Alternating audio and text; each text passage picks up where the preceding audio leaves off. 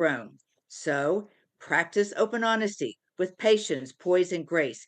Speak with gentle courage. Let compassion fill your space.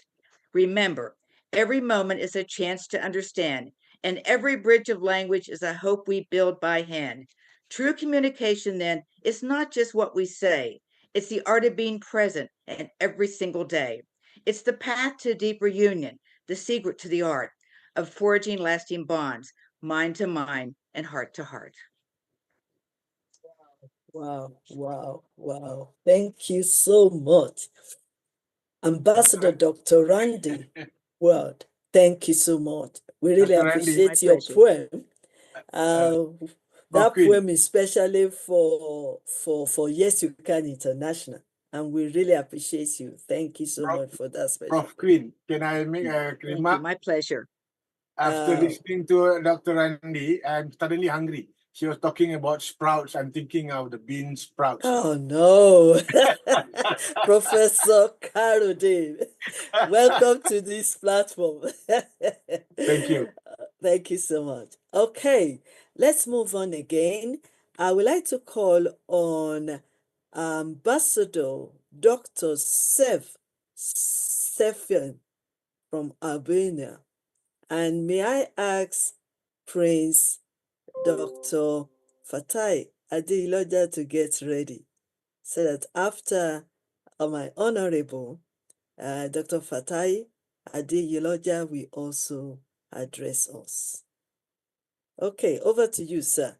Ambassador C. Stephanie, please teach me how to pronounce that name from Albania. Yes. Stefano.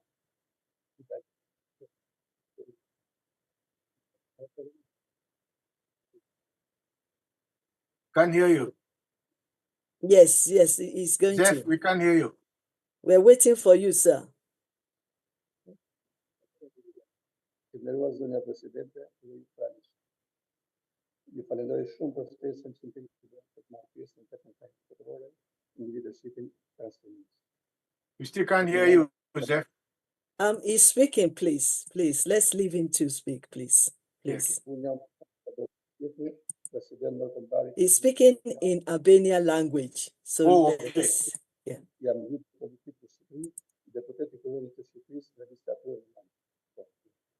Honorable Madam President and all present, thank you very much for the invitation you have made me to participate in this World Conference. Happy 5th anniversary of YYCI Conference. I am Ambassador Zef Stirnu, International President of the European Continent of Security, Peace and Justice. I am a political leader in Albania, a member of Albanian Parliament in the 9th Legislature. Jam kyç jam sot, jam bërë duke komunikuar me çdo person që është i dobishëm për transformuar shoqërinë në çdo vend të këtij bote. Unë jam rritur në komunizëm, në sistem gjatëpjes, dhe në moshën 25 vjeç, më ka munguar çdo gjë. Kemi mësuar më shumë, gjë që kemi mësuar më shumë, sakrifica, jemi ushqyer keq, jemi veshur keq, por ja kemi dalë të jetojmë pasi na kam qetur familja. Ndonë se të varet po jemi jetuar. I became who I am today by communicating and working with every person who is capable to transform society in every country of this world. I grew up in communist school system until the age of 25. We sacrificed a lot. We have been fully fed, we have been fully dressed, but we have managed to survive because our family has supported us. Although poor, we have been well educated. Na ka munguar mësimi gjuhës angleze, por kemi mbijetuar duke mësuar mësimet dhe ja kemi dalë të studiojmë në Universitetin e Tiranës, dhe të studiojmë në Akademinë e Policisë së Shtetit, dhe të punësohem në Presidencën e Republikës së Shqipërisë pasi erën e pluralizmit politik. We didn't have English lessons, but we survived by learning, and I managed to study in the University of Tirana and study at the State Academy and get a job at the Presidency of Albania after political pluralism came. Gjithë jetën time kam komunikuar, jo vetëm në detyrat e larta shtetërore që kemi bërë shumë punë me kolegë, duke pasur një komunikim të mirë për ta përmirësuar jetën e qytetarëve, por komunikimi është i rëndësishëm kur ti thua lider politik Aty duket aftësia jote saj zotëje për të balluar këtë mision të madh për të shërbyer qytetarët me dignitet dhe transparencë. All my life, I have worked not only in high state duty, that we have done a lot of work with colleagues by having good communication to improve the lives of citizens. But communication is important when you become a political leader. That is where your ability is seen. How good you are at facing this great mission to serve citizens with dignity and transparency. Një lider I Zotit do të ndërtojë ura komunikimi për të zgjidhur problemet e shumta që kanë zonat ku I caktuar të drejtohen. Përpara se të jem pyet jam sot, kam drejtuar pushtetin vendor, pastaj kam drejtuar një ndërmarrje të madhe studentëve të Shqipërisë, ku aty kam marrë eksperiencën e madhe duke dhënë mundësi për të shkollohen dhe komunikimin ta kenë si përparësi për jetën. A good leader must be a bridge of communication to solve the many problems that the areas where you are assigned. Before who I am today, I led the local government, then I led a large enterprise of Albanian students, where I gained great experience by giving young people the opportunity to be educated and to have communication as priority for their life. Jeta pa komunikim është jetë e zbrazur, e pa plotësuar, nuk I del shoqërisë. Prandaj të gjithë shtresat e shoqërisë, por edhe ato persona ekselentë që duan të bëjnë vitet në vendin e tyre, duhet të studiojnë dhe të përhapin dijet e tyre duke komunikuar me të gjithë njerëzit e tyre, por dhe me rrethin shoqëror ku ata bëjnë pjesë. Life without communication is an empty and unfulfilled life that is not worthy to society. Therefore, all layers of society, but also those excellent people who want to become leaders of their country, must study and their knowledge by communicating with all their people, but also the social circle they are part of. Në detyrën time pas marrimit të mandatit të Shqipërisë, jam emëruar kancelar ministri I jashtëm të Ballkanit Perëndimor të Organizatës Botërore të Ambasadorëve, ku kam organizuar samitin e paqes të Ballkanit Perëndimor të Ukrainën, duke komunikuar me të gjithë panisit që lufta të kushtojë dhe kontinenti evropian dhe bota mbar të jetojë të paqe dhe begatim. In my duty after the end of the mandate of the deputy, I was appointed Chancellor Foreign Minister of the Western Balkan of the World Organization of Ambassadors, where I organized the Western Balkan Peace Summit for Ukraine, communicating with all of us present so the war may end and the European continent and the whole world may live in peace and prosperity. Praise you. Brezit tonë I del për detyrë të punojmë shumë që të bëjmë promotor të paqes këtu në botë. Nuk ka asgjë më të shenjtë se lirinë dhe paqja. Prandaj të flasim dhe të komunikojmë me këto nëpërmjet rrjeteve sociale që të promovojmë lider botëror për paqen dhe për sigurinë e popullit. Our generation has a duty to work hard to become promoters of peace everywhere in the world. There is nothing more sacred than freedom and peace. So let's talk and communicate with everyone through social networks to promote good leaders for peace and for security of people. Paqja në kontinentin evropian është vrarë, sidomos në Rusi dhe Ukrainë. Po vriten njerëz të pafajshëm, por janë lider që duan luftë, duan territore, duan të shkaktojnë kaos në botë. Po kështu lufta Hamas-Izrael ka shkaktuar shumë viktima dhe njerëzit po vdesin nga ujë. Peace on the European continent has been brought to its knees, specifically in Russia and Ukraine. Innocent people are being killed. So there are leaders who want war, who want territories, who want to cause chaos in the world. Likewise, the Hamas-Israel war has caused many victims and people are dying of hunger. Me përpjekjet e vazhdueshme të presidentit Shërbaz Trump për të pushuar luftën, por akoma vriten njerëz të pafajshëm. Presidenti botëror I PSP-s kardinali profesor Joseph Dominion ka bërë thirrjen e mira herë për të pushuar luftën në komunikim të vazhdueshëm me të gjithë ambasadorët e tij në përballë. With President Trump's continued efforts to stop the war, innocent people are still being killed. The world president of the International Parliament of Safety, Peace and Justice, Cardinal Joseph Dominion, has called thousands of times to stop the war in continuous communication with all his ambassadors around the world.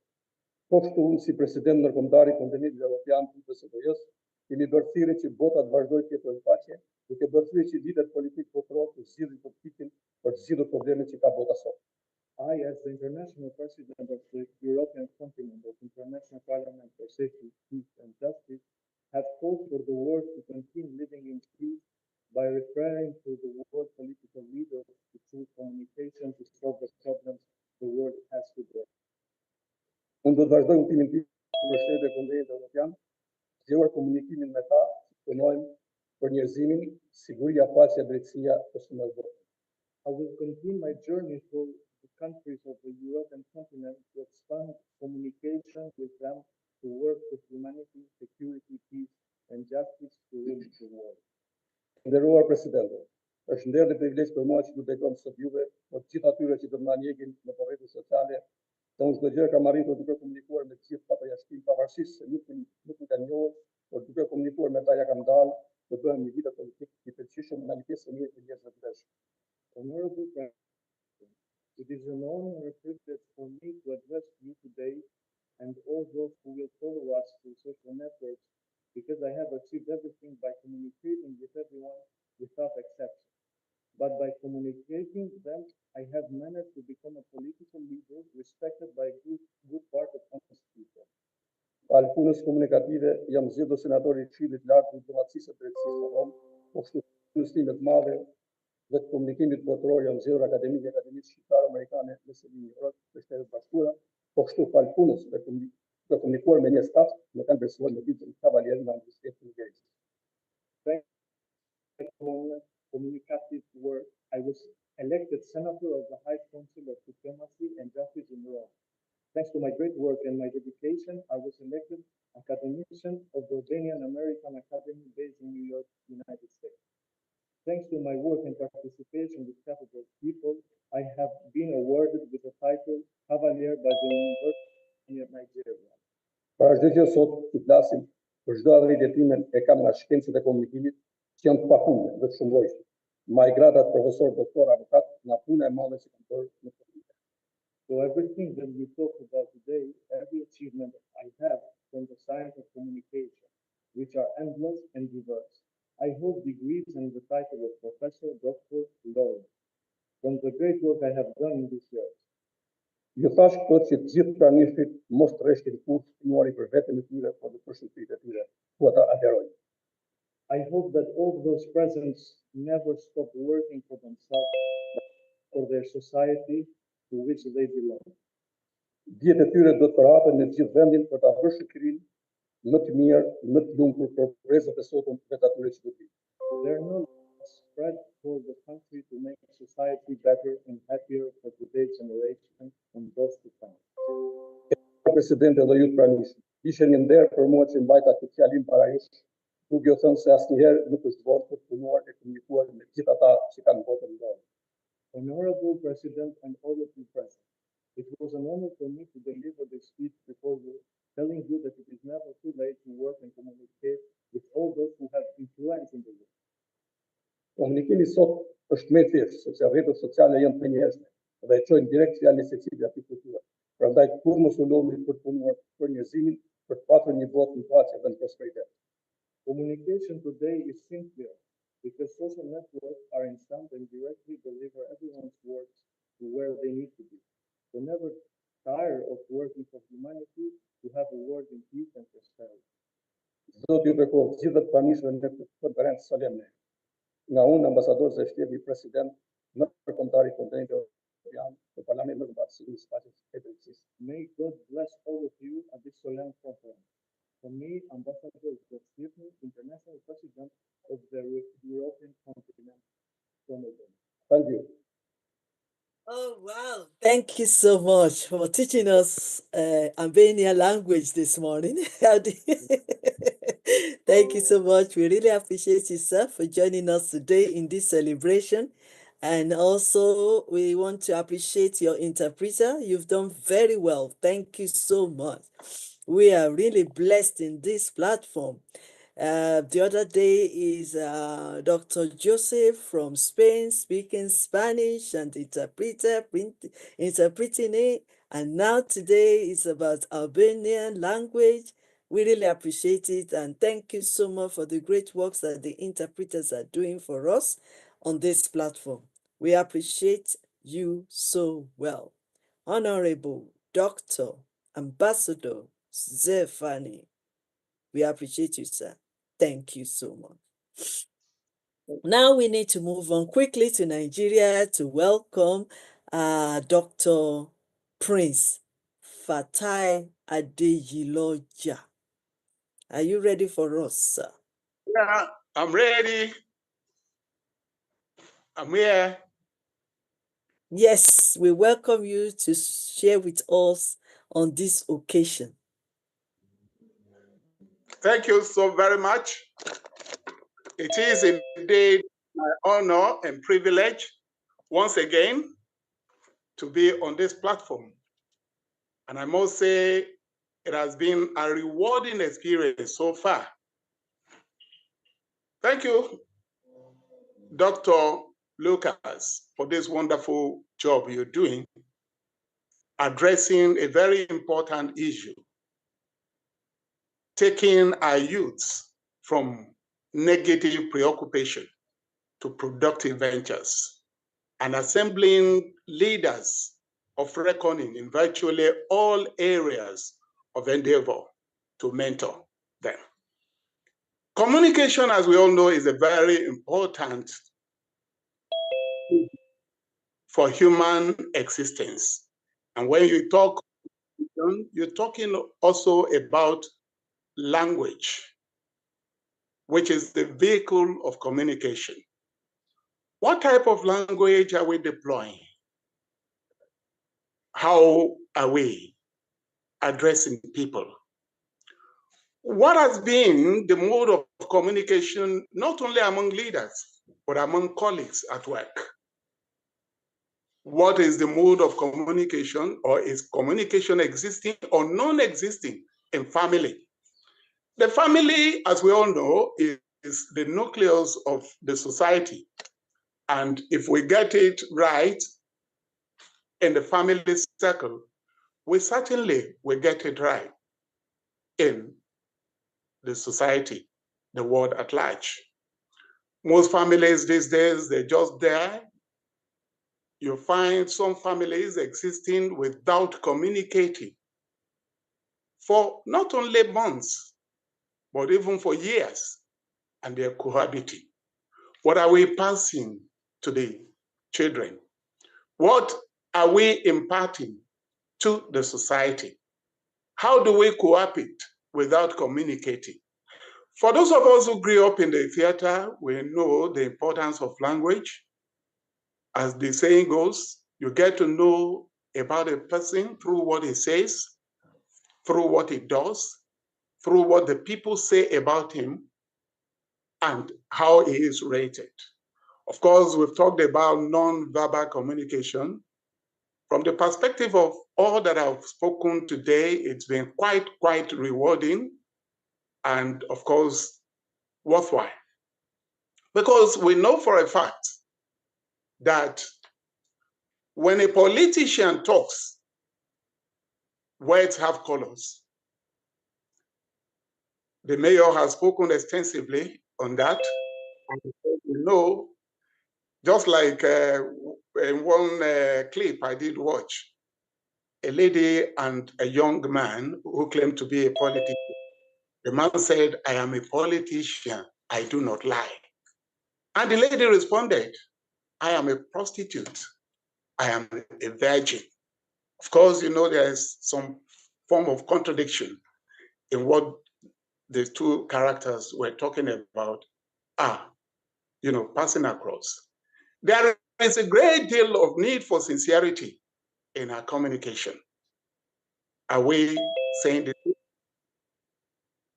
Are we sincere in what we're talking about? If we say we're talking about ceasefire, does our action also portend or, you know, project what we're talking about? So we've spoken about clarity, the need for understanding, because if you're talking to someone, if you're not gauging the mood of that person to know whether that person is following you, you're on the same page or not, it is like you're wasting your time. Of course, there is non-verbal communication as it's been established. I always recommend Lysistrata when some diplomats, some leaders of the world could not end the war in the Athenian society. And the women in that society decided that they were going to deal with their husbands. They would make them to be forced to cease fire. And what did they do? They gathered in a camp and they resolve that there will be no interaction between themselves and their husbands. Of course, they left the children at home with men.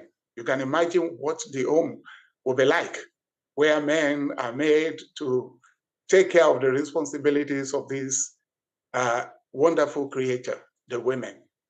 Of course, at a point, men could still pretend all was well, till it got a point, one had to start finding a way of reaching out to his wife. And the wife sent a message back. My friend, we did swear to an oath that we're not going to have any form of interaction with our husbands. And for me, I abide strictly. What did the man do? He took one of the babies to the camp, started spanking the baby. Of course, you know, when a woman hears the noise of the child, she would be, moved. She would be touched. And of course, she had no choice than saying, my friend, what are you doing here? You don't have any business being here. We have resolved. So those women force the men to now sit down at a round table to sign peace agreement.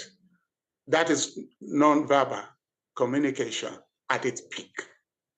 Of course, we all hear this word, spoonerism, random error. Not many of us do know how it did come about. There was this Professor Spooner, a professor of history.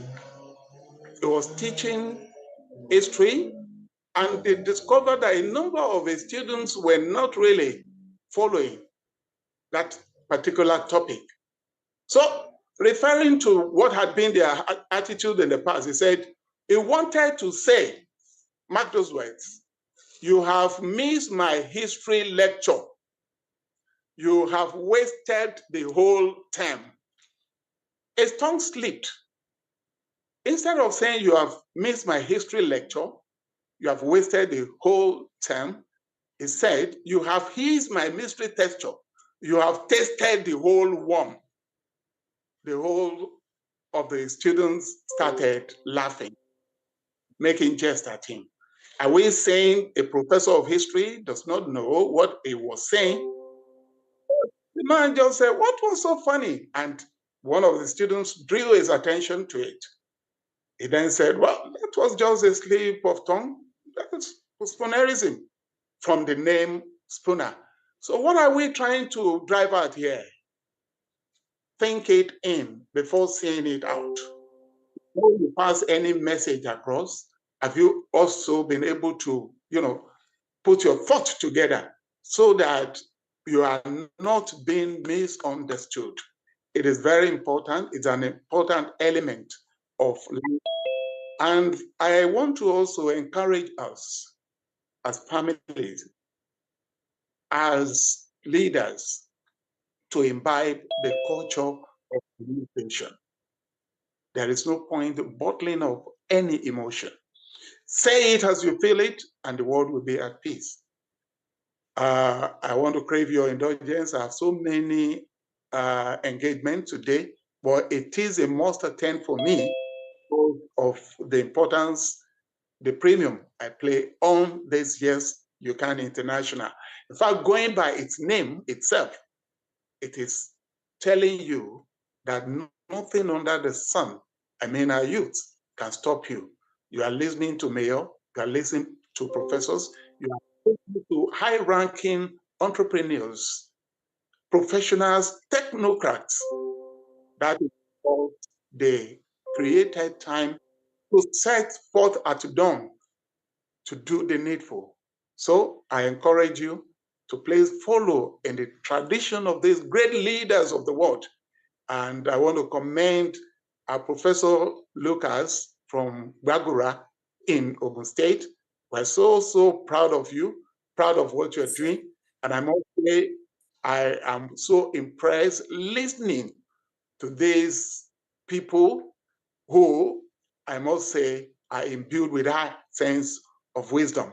And of course, the person who addressed us in Albanian, we appreciate you. We want as many of these languages I wish I could still learn so many other languages. It is not always easy for us in adulthood, but we'll keep. And of course, let's have some captions, most especially when it's a language that, we need to, also grasp, as a number of us may be fluent in English, Spanish, or what have you. Not all of us are polyglots, no matter how hard we try. The culture is also very important, most especially in our own Yoruba culture. Yeah, when some of our mothers used to talk to us, a woman was telling the child who brought her food. No, the child now asked, "Where should I put the food?" And the woman said, "You can put it on my head." Of course, she was taunting the child, meaning that you know what to do. What kind of stupid question are you asking me? But the child didn't know, put the thing on the woman's head. Of course, there is also this joke of who we are used to pounded yam in some parts of this world, particularly in Ekiti. So the wife was pounding the yam. As the man was putting it in the mortar, he also said, "Please strike the exact point where I am putting the yam. That is where you pound. And put the yam, that is where you pound." But at a point, the man tried to take a little bite of the yam. And what did the woman do? Hit him in the mouth. So you have to be careful how you use language, particularly in our own culture. That is the cultural perspective to linguistic expression, which is also very, very important. I thank you all so very much for this great opportunity, and I can't wait to be, counted worthy again. God bless you all.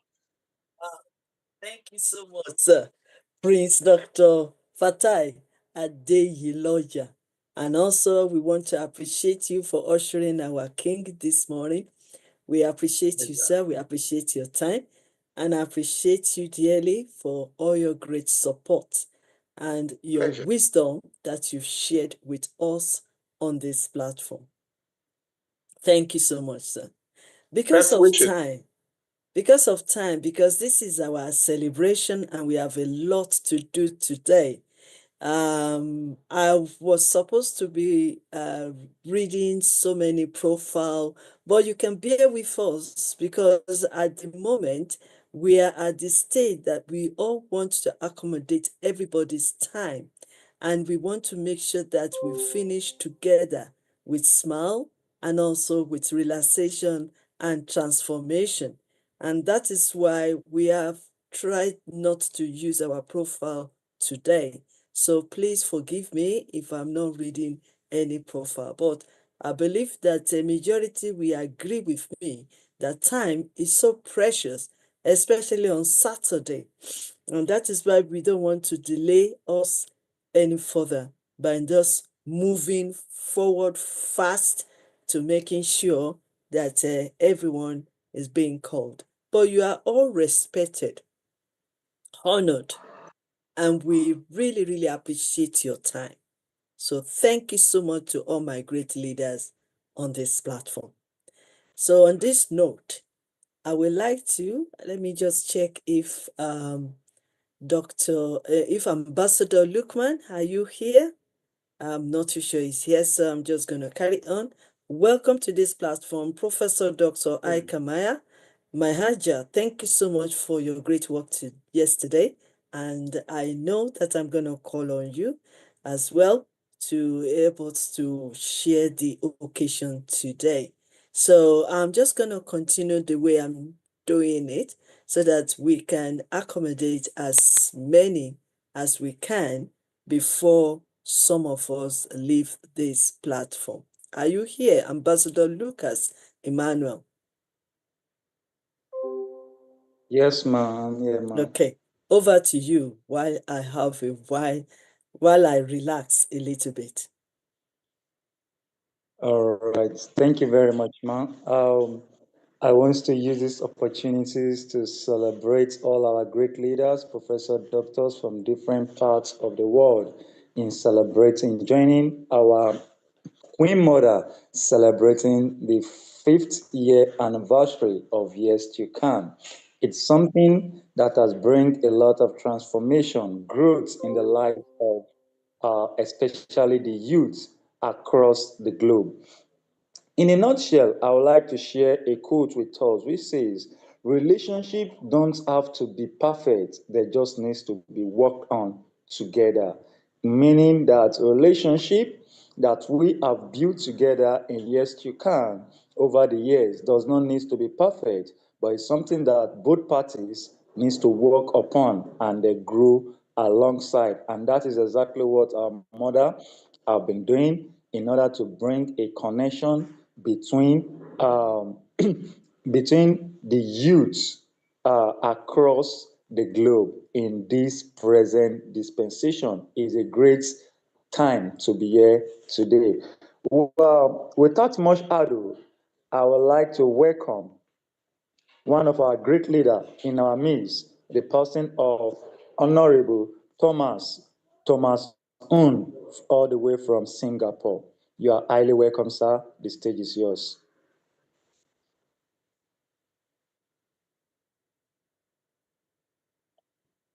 We can't hear you, sir. Okay, can you hear me now? Yes, we can.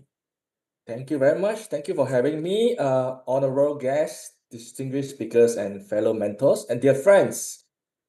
My name is Thomas Hun. I'm originally from Singapore, but I'm currently based in Guangzhou, China.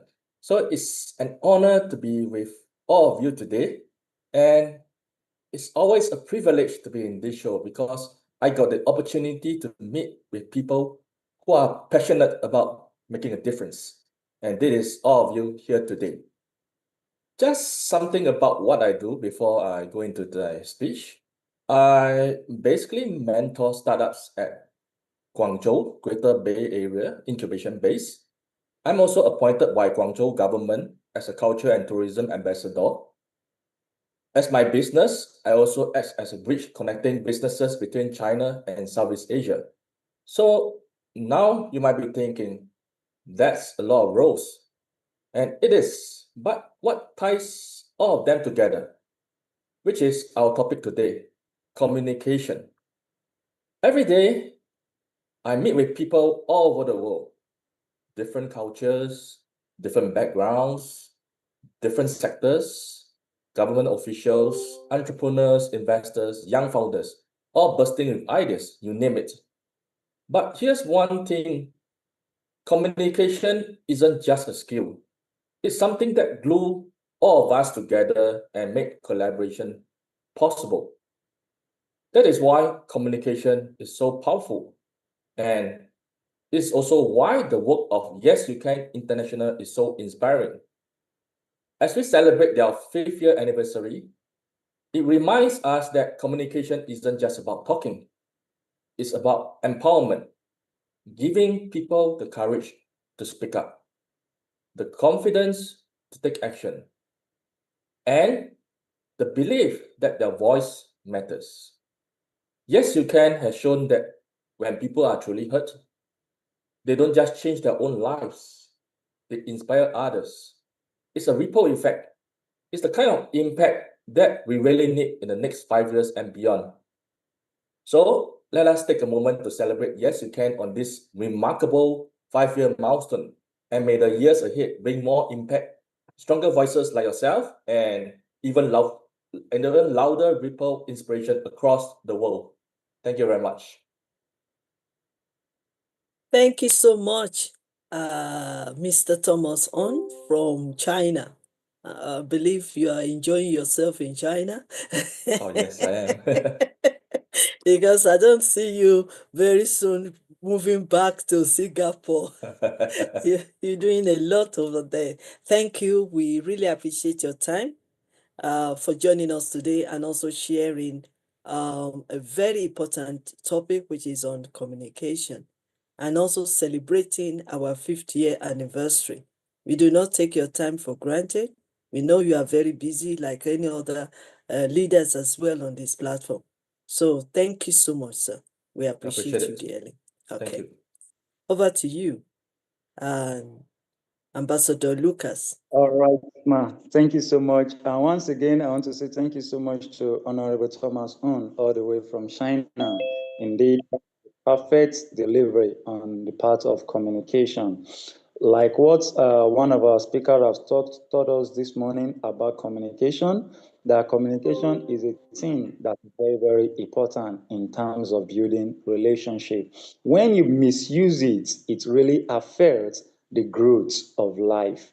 So in every aspect of life or every aspect of relationship that we find ourselves, communication is a key. And one of the things needed in building our communication skills is listening. You don't be swift to to rehearse, but try to listen in order to give a perfect response in what you are being told about. So without much ado, I would like to welcome another guest, another speaker this morning as we celebrate, afternoon, as we celebrate this 50th anniversary. Is no another person but Professor Saija Vasudeva. I beg your pardon, please. Professor Saija Vasudeva. Thank you. Thank you so much. First of all, I want to say a big thank you to Professor Dr. Queen Elizabeth. She is wonderful and she is doing wonderful from last 5 years.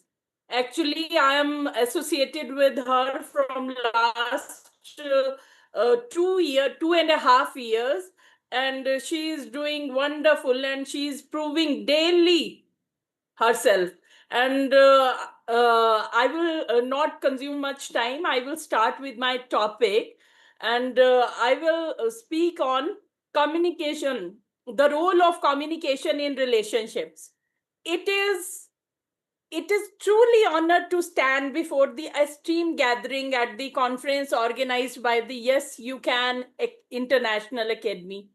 Today, I wish to speak on a theme that touches every heart and every life, the role of communication in relationship.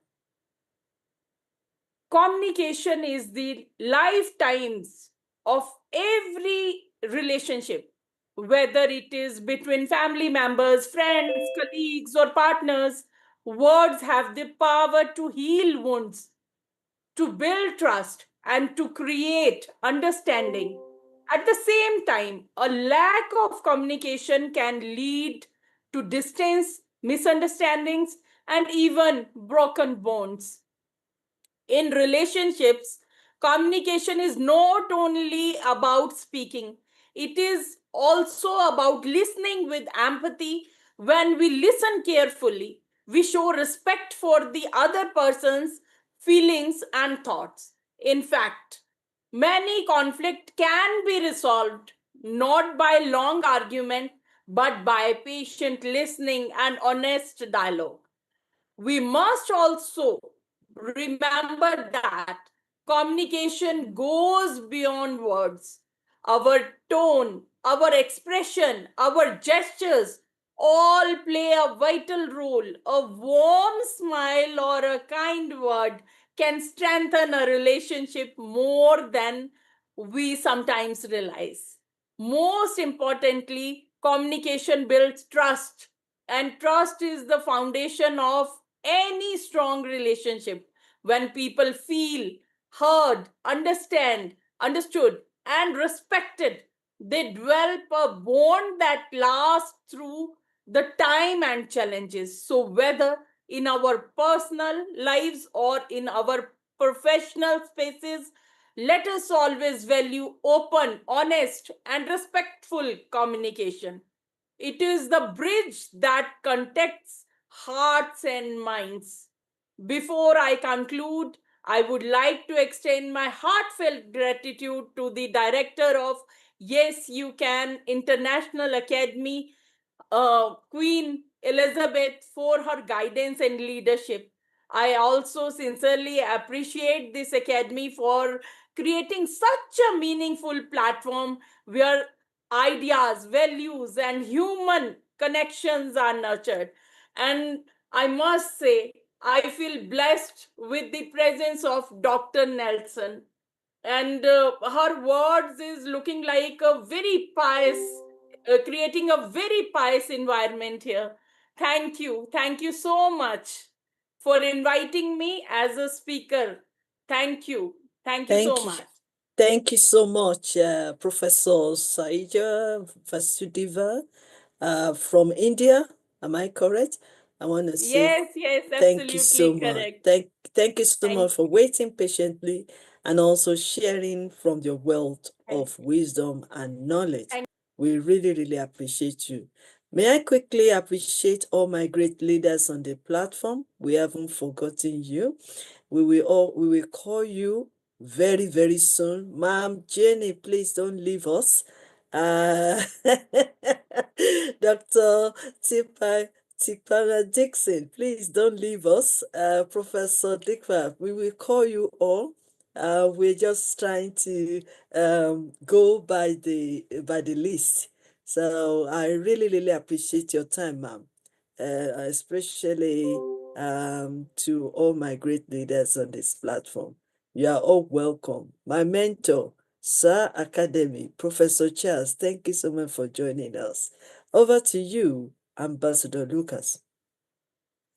Oh, thank you so much, Ma, and thank you once again to our professor that just spoke to us now. One of the key things she said is that communication builds trust. And indeed, when there is a proper communication, there is a trust that is being built along the line. And one thing I want us to understand that when there is a good communication, effective communication, it always bring a conflict resolution. When a communication is properly passed across, that is effectively, it addresses disagreements constructively, focusing on finding solution rather than placing blame. Now, it's just quite unfortunately that some parts of the world, we find it difficult to have an effective communication, and that is why there has been conflict here and there, including our personal homes across the globe. Now, our communication has helped us to build a solid foundation in the growth in technology and in various aspects. We will look into the technology world now. Let us look AI, for example, the impact of AI in this present generation. You see, it has been effectively communicated across the globe how important this AI is to our generation and how we have to involve around the new technology around. That is one of the beauty of communication. Without much ado, I would like to welcome our next speaker again, which is no any other person but Ambassador Dr. Anagu Oxton. You are welcome, ma'am. Good day, everyone. Ambassador. From Abuja, Nigeria here, I greet everybody. May God bless you as you come together to honor this very wonderful invitation from our mother and queen, African queen. They are in how you see the beauty of Africa by whether intellectual or in character, whatever may be. I am very, very happy for her. And meeting her is one of the things that COVID-19 have helped me to do, because it was when we was idle that all of us have no time to go for business, and then we have to communicate ourselves through the internet. And then we met, and since then, I have never regret meeting her as a sister, a big sister, until she came to Abuja here and we met face to face. So, Queen Mother, I thank you very much. Archbishop Nelson, you have been doing a wonderful work. I can see my friend Deepa from Canada, and the Charles, my big brother. Everybody, I am very, very happy, and I'm honored to be here. And I just want to share a little about this very, not only communication, but I will add about relationship. Because relationship, communication builds relationship. And relationship cannot be sustained if we don't know about character or what is in that person that you are dealing with, either wife, children, business partner, or whoever. And then I have to go back to the greatest philosophy that have lived, the Socrates. What he detected in the life of a human being is also actualized when I read it in the Bible from Proverbs chapter 30, from verse 11 to 13. I see there are different kinds of people that have been created until you know that this very person is different from you. And because he's coming from a different direction and they have a different character that is in him and is not in you, will not be able to cope. And there will be nothing like peace, even in family. Even children that you born, our people used to say that is one God creates, but once another spirit controls. So in the gene pool, it has been detected that different people, other people in gene pool, they see a lot of blood, which they call blood by. The other one they call yellow by. The other one they call flame. That is why we get temperaments. That is, you have phlegmatic, then you have sanguine, then you have choleric, and then you have the other one. I will not remember the name now. I will call it later. So when you realize that human beings are not the same, my people used to say that if you are looking for the person who will act exactly like you, it means that only you will live, because you will never find that. Now somebody asked me, what are you going to define human being to be like?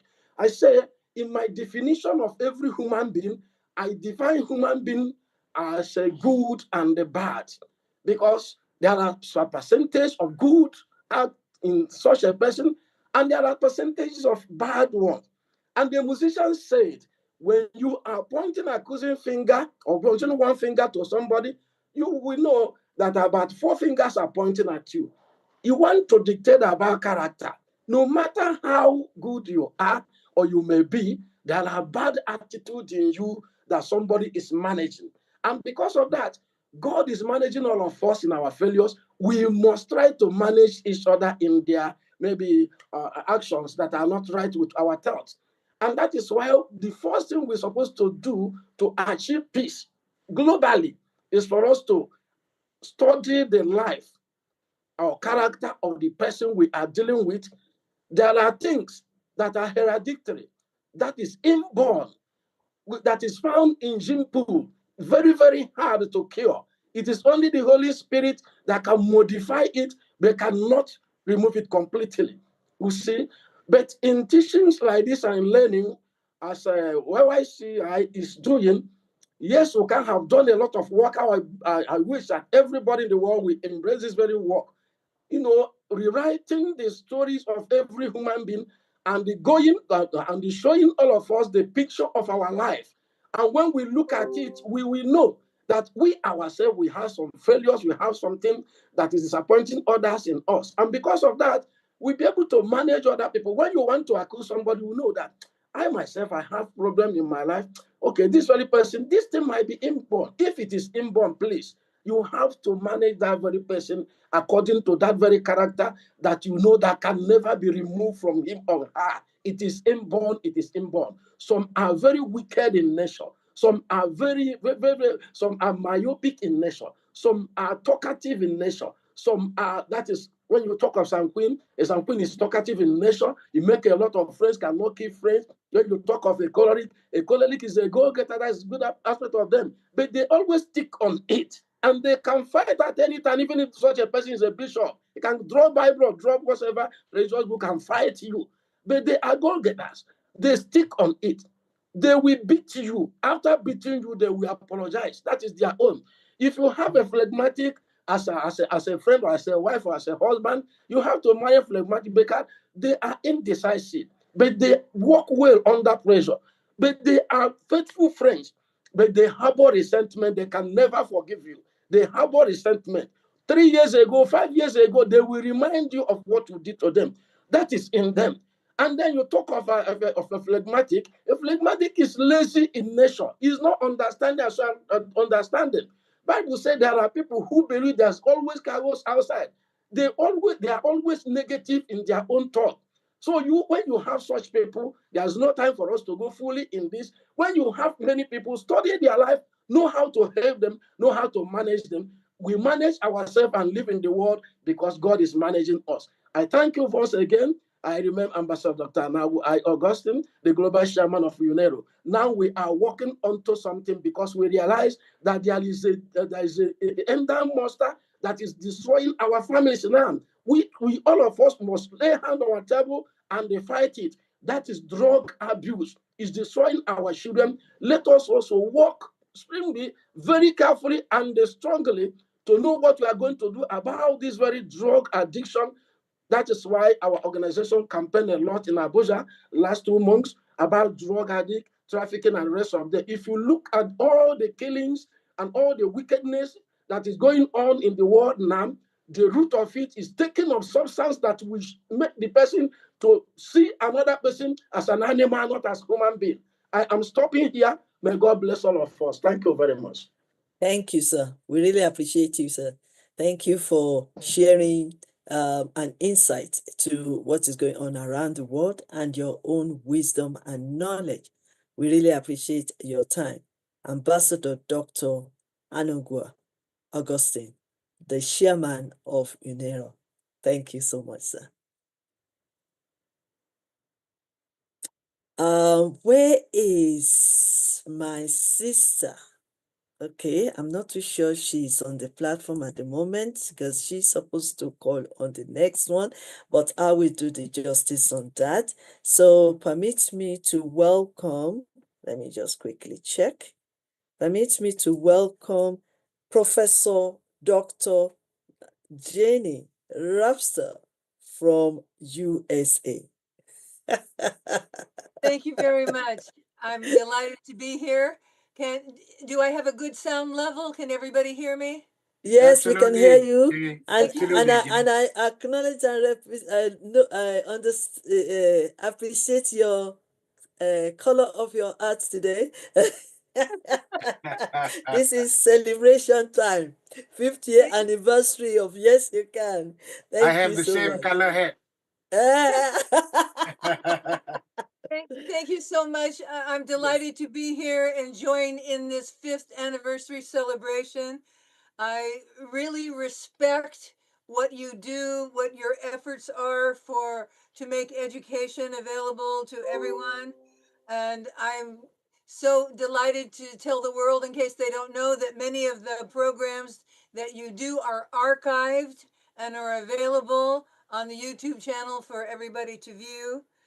It takes a lot of dedication and effort to present quality educational programming on a weekly basis, month after month and year after year. And you possess that kind of energy and commitment, and I commend you for it. Happy anniversary to you, and Yes You Can International. Thank you. I felt privileged earlier this year to contribute a chapter to Yes You Can International's new book, 5 CCs to Transform Any Relationship. And my chapter, for those of you are interested, is titled A Buddhist Perspective on the 5 CCs to Transform Any Relationship. So at this time, I would like to move on to my presentation, which is based upon the conference theme of power of communication in any relationship. Just recently, the world witnessed a powerful example of successful communication at the highest level when His Royal Highness King Charles III of the United Kingdom and the 14 other Commonwealth realms hosted President Donald J. Trump of the United States of America and his wife Melania and the U.S. contingency at Windsor Castle. This spectacular event was hosted by the ruling House of Windsor, including Queen Camilla, Prince William, and Princess Catherine. News media reports told of extensive planning by the royals, their diplomatic and administrative staffs, household staff, military personnel, military band leaders, supported by months and months of rehearsals and plan execution. The House of Windsor wields tremendous power in their own kingdom as well as the world, and this power executes their agendas utilizing clearly defined rules, protocols, designation of authority, and obedience. Hosting successful events such as this state visit requires long and short-term planning sessions that consider many operational facets that depend upon historical standard operating procedures, what if contingencies, established processes, methodologies, guidelines, work procedures, and work instructions. Staff selection and effective communication to all workers and event participants was crucial for the success of this mission. As guests, President and Mrs. Trump also had to plan their responses to the planned activities and prepare contingencies for emergencies. Since President Trump is the leader of the United States, his safety is paramount. He travels by Air Force One, which is the call sign for the presidential fleet, consisting of two highly customized Boeing 747-200B VC-25A aircraft. Between stops, the president and his party travel by helicopter designated Marine One. Marine One is not a single type of helicopter, but rather the call sign for any U.S. Marine Corps aircraft carrying the President of the United States. On Thursday, there was an emergency. This was September 18th. While still in Great Britain, President Trump and the First Lady had to transfer from Marine One to a support helicopter after there was a hydraulic issue failure, and it forced an unscheduled landing at a local airfield on the way to Stansted Airport in England. When the president travels long distance, Marine One helicopters are transported via large U.S. Air Force cargo planes such as the C-17 Globemaster III or C-5M Super Galaxy. The helicopters are disassembled for the journey and then reassembled on site by Marine Corps crews. This represents the kind of detailed communication and advanced planning needed to meet the required emergency reactions and actions. Without a doubt, the world was impressed by the superior planning and execution of the state visit by the host United Kingdom. I offer my heartiest congratulations to King Charles III, Queen Camilla, Prince William, and Princess Catherine for their royal leadership. And warmest congratulations to all the British people who helped in the planning and successful execution of all the wonderful events. It was a crowning achievement and testimony to the exemplary leadership and communication that is required in this world. And we've talked about leadership earlier in this conference, and it is important that our leaders provide clear leadership and communication to everyone under their control and in their countries. And in closing, once again, I would just like to wish Yes You Can International of the United Kingdom a very happy 5th anniversary.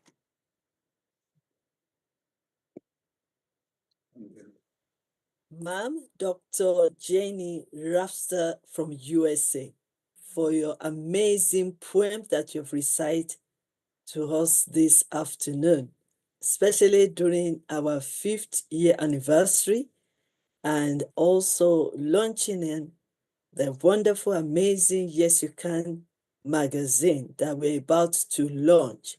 I want to say thank you so much for your time. Thank you for your prayers and your support and your love. Thank you. Also for dressing up for this occasion. I really, really appreciate you. Thank you so much, ma'am. Right, we need to move on. I welcome Coach MJ Tolan. Thank you for joining us. Ambassador Bolatita Yola, thank you so much for joining us. and many, many more great leaders on this platform. We really, really appreciate you, dearly. Oh yes, Papa, we have been trying to call you, and I think it's your internet. Okay, before I welcome you, sir, Reverend Professor Anefiok Akpabio, we'd like to quickly unveil to us, because it's part of our ceremony to launch our 6th edition of our Yes You Can International magazine. So bear with us at the moment. No problem. Okay, so Yes You Can International magazine, our 6th edition is being launched now.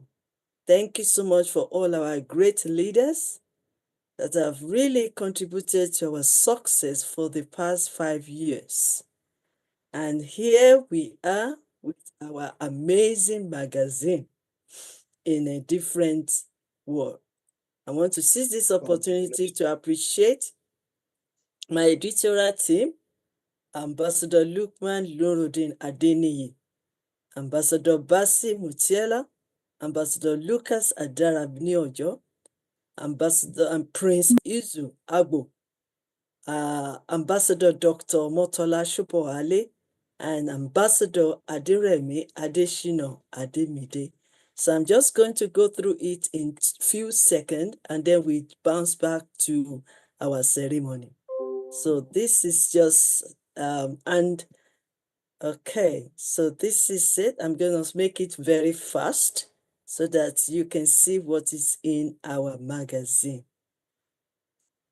Thank you so much for joining us today. It has been a wonderful time together, and 5 years has been a wonderful years that we've built up together, served together, working together, growing together, learning together, and imparting word, imparting our lives and our lives of others, making a change in the society. We have so many testimonies coming our way, a lot of transformational stories, and we want to give honor to God Almighty. So we want to appreciate, this is the review, so that you know exactly what is in this magazine. Please bear with me. I will make sure that I roll it quickly so that we can continue with our celebration. So, yes, that is my husband, the man of the house, the father of nation, and he has already sent his greetings this morning. Okay, so we have King Charles, formerly known as Prince of Wales, became king on the death of his mother, Queen Elizabeth II, on the 8th of September. We also have Professor Wole Soyinka as well. We have our wonderful rector of Appleton Private University, as we collaborated together to conduct this global diploma online, and we did our celebration, the graduation yesterday. So we also launched the book on time for transformation. These are all our lecturers within 3 months of our masterclass. So these are the certificates, apart from the diploma certificates that we give unto them. This is also the letter, the letter and the certificate for all our lecturers. Just to appreciate them. There is also some of our lecturers that will be having 1 or 2 conferences and programs that we've added, and even our members that we're going to support. We are on our way to Calabar for a leadership conference and also WPCCDO conference. And this is, you can, as you enjoy Ambassador Lucas Adarabioyo, the wonderful leader that has been moderating our conference today. These are all his books, and they are all available on YYCI.org.uk, our new website. This is the program. I don't know if some of you know about this occasion. So this is just a clip of it. I was being honored recently as an international icon of empowerment and leadership, presented by current Law Mayor of Oxford and the Director of Global Empire Event in Oxford University. So that is where I was getting the award, celebrated by my own man of honor, my husband, supporting me over there. And one of our leader also on this platform, Professor Dr. Patricia, was also being honored on that day. So that is the one still on this occasion. And that is the book that we launched yesterday. We're also going to be doing more of the teaching. All the videos are also available. There's also one of my book that I'm launching this week. So we have Mindset for Striving, 5 Ways to Strategize Sustainability in this 21st Century. Network, that's what we are doing at Yes You Can. Networking, connection, collaboration, partnership, and relationship. So the book is out. And also another one on mindset for transforming our mentorship. The book as well on mindset for transforming finance to create wealth, mindset for transforming leadership and management. So we also have some contributors to the book. This special quote from the former president of USA, President Obama: education is not a name of any degree or certificate that can be shown to others as a proof. Education is the name of our attitude, actions, language, and behavior with others in real life. So we have that also going smoothly. First, we have my PA. He's been doing an amazing job and he's also contributed to this magazine. So let's move on quickly. This is the book, One on Town, the most biggest book in the history of International. 5 C's to transform any relationship: communication, conflict resolution, management, critical.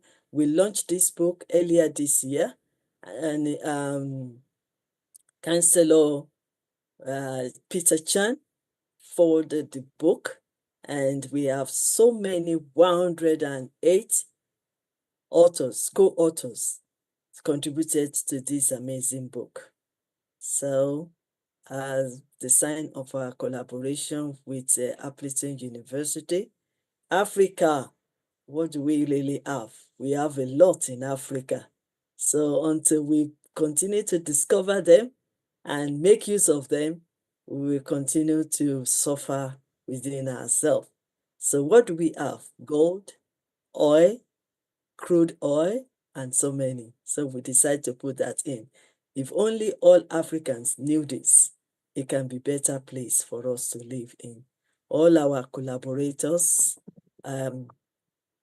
logos are also there. And we just want to say thank you so much. Most of the event on this September that I'll be involving in. And that is just it. And all our books so far. So I declared this magazine to be used by everyone. So please request for it if possible. We will post it to every of our YYCI platform so that everyone can get their copy free. So thank you so much. for your contribution. Thank you so much for supporting us. Thank you so much for praying for us. Thank you so much for standing by us. We really, really appreciate you all. You are all welcome. Right. Without wasting much of your time, let me check on Reverend Professor Akpabio. Are you still here? Or the connection has thrown you out again? All right, while we are waiting, are you here, sir? Yes, All right, I'm yes. there. Yes. So I'm welcoming you, sir, to address us on this occasion of our celebration. Well, first of all, I want to thank God for what God is doing and to apologize for the network keeping me off for almost 30 minutes. But thank God I am back again. So thank you for all that you've done. I just have a word of encouragement to our Queen. I remember the scripture make it very clear. And then I want to let you know, my beloved one, that he who has begun a good work in you shall accomplish it to the end.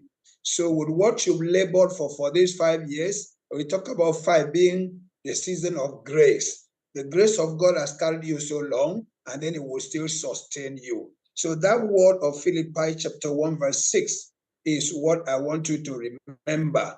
That being confident in this very thing, that he who had begun a good work in you shall accomplish it to the end. So be encouraged that God who gave you the work is going to sustain you till the end. And secondly, in Philippi chapter 2, verse 13, he said, for it is God which worketh in you, both to will and to do his good pleasure. That is the background. He who had called you will give you more of the strength so that you can do the work. You shall not fall. Us who have been part of this program in one way or the other. I have the word of Proverbs or Psalms chapter 68, verse 11 to all of us. The Bible said the Lord gave the word, and the company of them that published it were great. So the word have been given to our Queen, and then we who are there, we are great. The company, let us publish it, let us say it, let us pronounce it, let us be part of it. And I'm trusting when all the hands join together to make it, great will be the result. So I would say, since she called me her papa, I want to speak as a papa and to declare the announcement of Proverbs 28 verse 12 upon you as my beloved one, the one you love and the one I love. The Lord shall open unto you the good treasure of heaven, and it will give you the rain in its due season, and the land shall be favorable unto you. The Lord shall bless all the work that you have to do, and God himself shall sustain you. Thou shalt remain a blessing, and you will never borrow. I know you've been spending to make sure that this program go on, but God shall pay you back. I declare favor and open door. And 5 years is just the beginning. There are most stepping stone. And to all of us who have been part, may the God of heaven bless you. As you support her, God will support you. And we shall see ourselves going higher and higher every day. Thank you for being a source of blessing. And thank you, our Queen, for giving yourself to be used of God. And to each and every one of us, thank you for being the supporting hand. May the good hands of God be with our portion. And even as we celebrate, most celebrations shall be yours. In the name of the Father, and of the Son, and of the Holy Spirit. Amen. Amen. Thank you so much, sir. Thank you for the blessing. Thank you for your exhortation. Thank you for your support. Thank you for everything and even your prayers. I appreciate you dearly. On behalf of Yes We Can International, we want to appreciate you for being there, praying for us, supporting us, standing by us for many years. We do not take your time for granted. Thank you so much, sir. May God bless you. May God increase you in knowledge, wisdom, and his glory and anointing will continue to increase upon your life, sir. Thank you so much. Reverend Professor Akpabio, you are welcome, sir.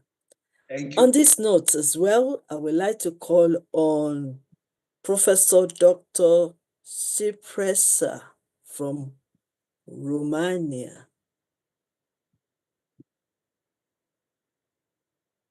Actually, from Albania. Oh, from Albania. I don't know why I keep changing all this. I'm so sorry. Yeah. I'm so sorry, From ma'am. Albania, yeah. Okay, thank you so much. And actually, I'm privileged to be with you, and especially with Yes You Can. And among all these very well-known people, some of them are my friends because we are collaborating together in different kinds of platforms.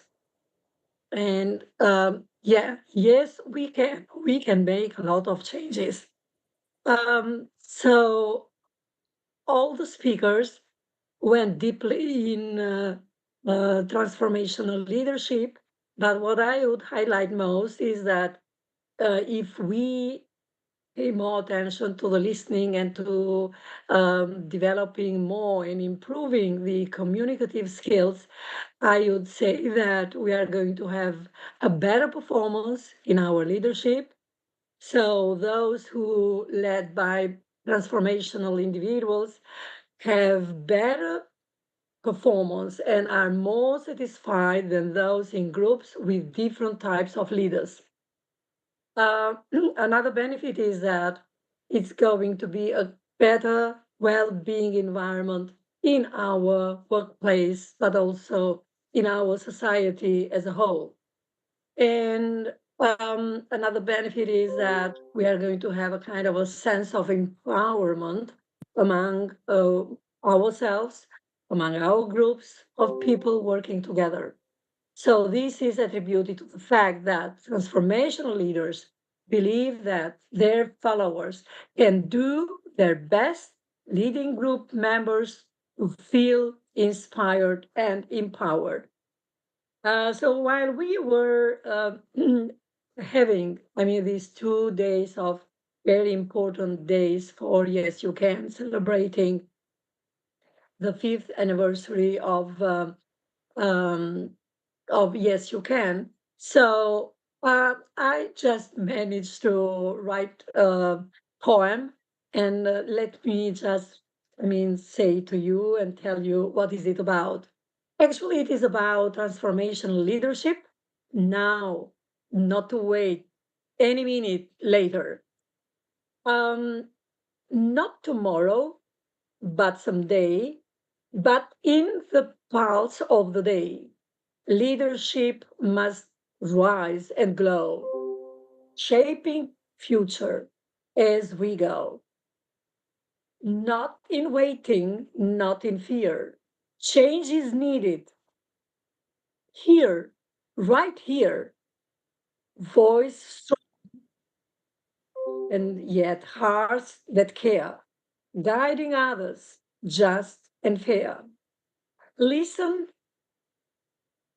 to listen more, to serve, to give, to lead so others truly live, to light a path where all belong, to turn the weak into strong points. The time is not the distant call. The hour is now, if the second enough for all. Transforming hearts, transforming ways through leadership begins today. Thank you so much. So I think that even this poem, tells us that we all, as leaders, but also as transformational leaders that we are in our places, being together, we can bring changes into the world, because everything that is happening right now in the world, not only, let's say, in Ukraine or in Russia or in Europe, in my country as well, but beyond, everywhere where the leadership is not being, not having the right mindset to lead the countries. So this conference, thank you Queen, Professor Dr. Elizabeth Quinn, bringing us today to empower ourselves, to empower the others, and really to do everything because we can. We can. Thank you. Thank you so much, ma'am. Thank you so much from Albania. Thank you so much. Now I will remember. Were you here when Honorable Ambassador Zephany was here? Were you here when he was speaking the Albanian language? Were you here, ma'am? I Yeah. think you missed that. Yeah, he was speaking Albanian language, and then we have amazing interpreter that interpreted it for us. So, yes, it was amazing, amazing. Thank you so much, ma'am, for sharing that. Thank you. Thank you. At this moment, I want to also acknowledge Coach MJ Tolan, my own coach. Welcome to this amazing ceremony of our 5th year anniversary. We appreciate you, sir. Thank you for joining us. We're going to call you very shortly so that you can address us. I also want to appreciate Ambassador Morgan Felix Okunuga from Cultural Gate. Thank you, sir, for joining us today. We really appreciate you dearly.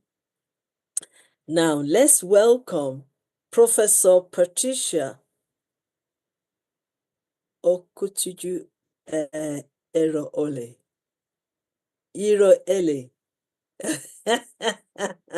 Ma'am, please address us today. Forgive me if I don't pronounce it. Let me see, Professor Patricia Oluchuku Irole. Iroile. Yes, thank you so much. Thank you. I feel so much well. Thank you so much. Yes, and I want to say greetings to everyone in this platform today. It's really a talk-making program.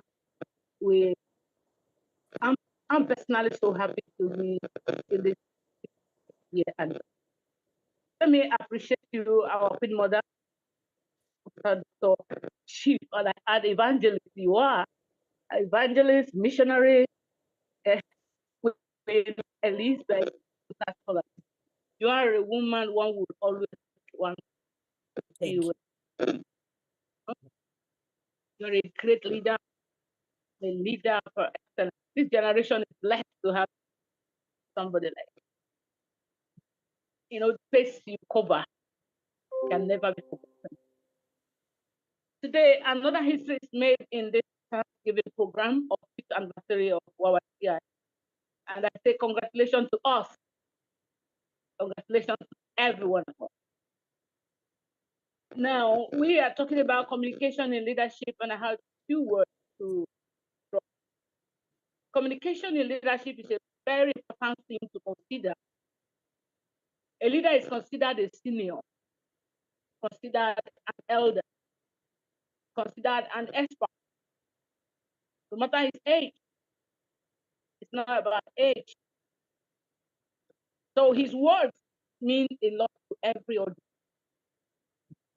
Your voice counts a lot. Your silence is vital in vital issues. Confuse the people who expect you to talk. What you say must be words of peace and solution.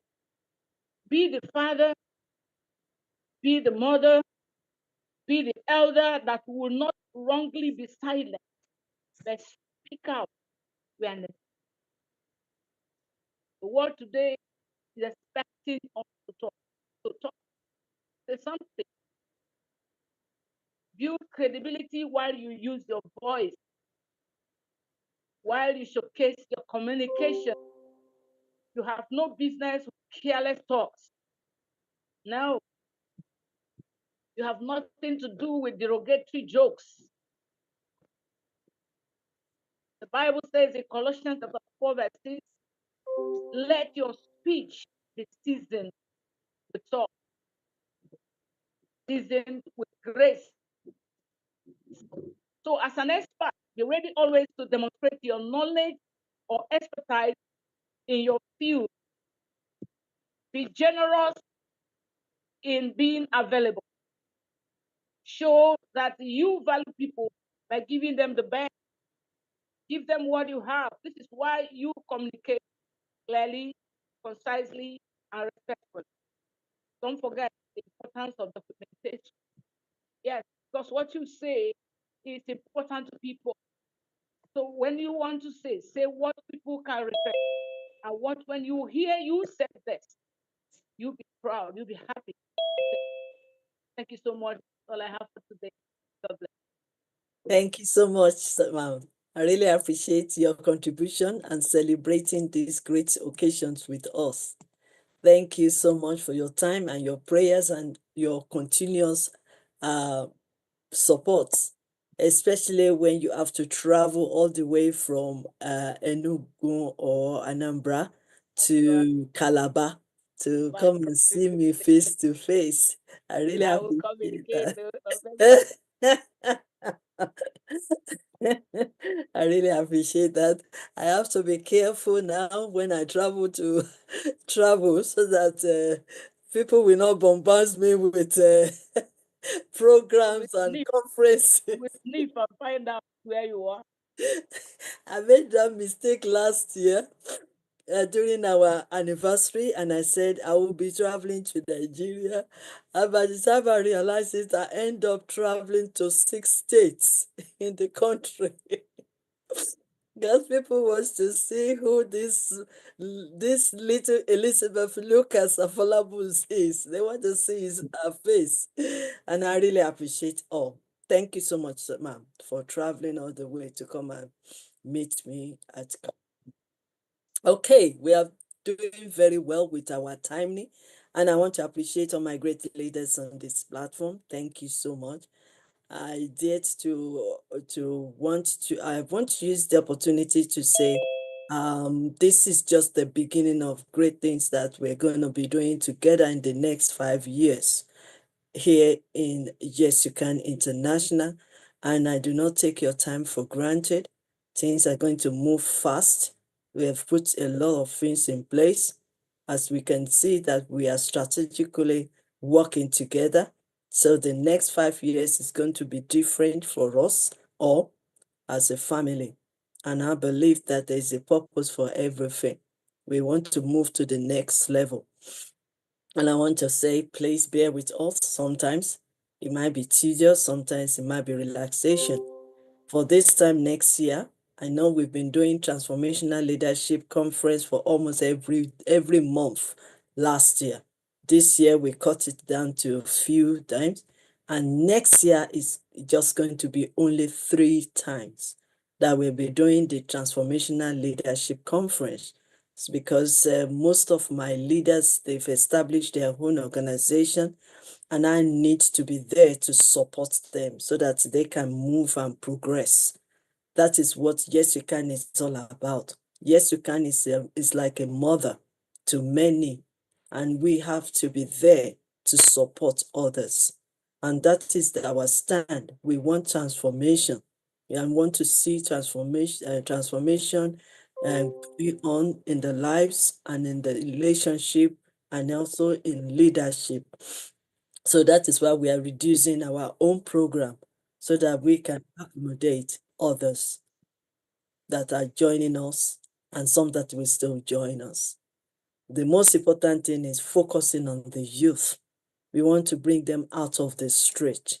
We want to bring them and save them from danger, save them from evil ones, and empower them to become independent and work alongside with our leaders.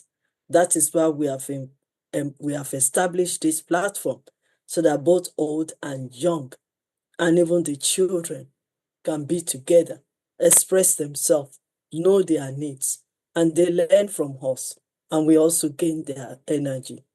That is what we are standing for. And we really appreciate all my great leaders that believe in my vision, and they are also running with me. And I also want to appreciate them as well with their own organization. I will try my best to involve and also to support. We are together and we have to do it together. Like my husband said this morning with his message, a tree cannot be a forest. We need to be together and work together to sustain the future. The younger ones are looking up to us, and we need to unite together to make sure there is peace in our environment, in our family, in our society, and even in the world. Let's keep praying. Prayer is the key. Let's keep upholding all our leaders. They don't know it all, and they are not perfect. But if we can support them with our prayers, I believe they can do better. And I believe they can apply the wisdom, because wisdom is the principal thing. And in all our getting, we get better understanding of who we are, and embracing others. We create peace in the nation and even in our society. And that is why we keep on engaging the minds of our leaders, as well as our children and our youth. One person cannot do the job alone. We are all together to reach out to this, our younger generation, that are repositioned themselves to become the leader of today and tomorrow. The time will come, every of my leaders on this platform, we will relax and we will let these younger ones take over. But before they can take over, we need to guide them, love them, support them, lift them up, pray for them. If we want the future to be better than now, if we want them to do better than us, and if we want them to rule this world peacefully, joyfully, happily, unity. So thank you so much for believing in what we do. On this occasion, I would like to welcome again Professor Dr. Tipa from Professor Dr. Tipa Baya from Canada, the founder of SVGD. Thank you, Dr. Elizabeth. Can you hear me? Yes, we can hear you, sir. Yeah. Thank you for giving me this opportunity. I'm so sorry because of the timing. Yesterday, we missed it. And today, I wake up at 4 a.m. to attend this. And we started at 5. And at the 5:10, the participants are 19 participants at 5:10. Gradually, it's increased. Round about 7 o'clock, it became 44 participants from so many countries. Wonderful people. Because of you, I got chance to listen such a wonderful opinion. Thank you, Dr. Elizabeth. Thank you. I heard from so many people such a wonderful topic, such a great opinion, whom I have never met in my life.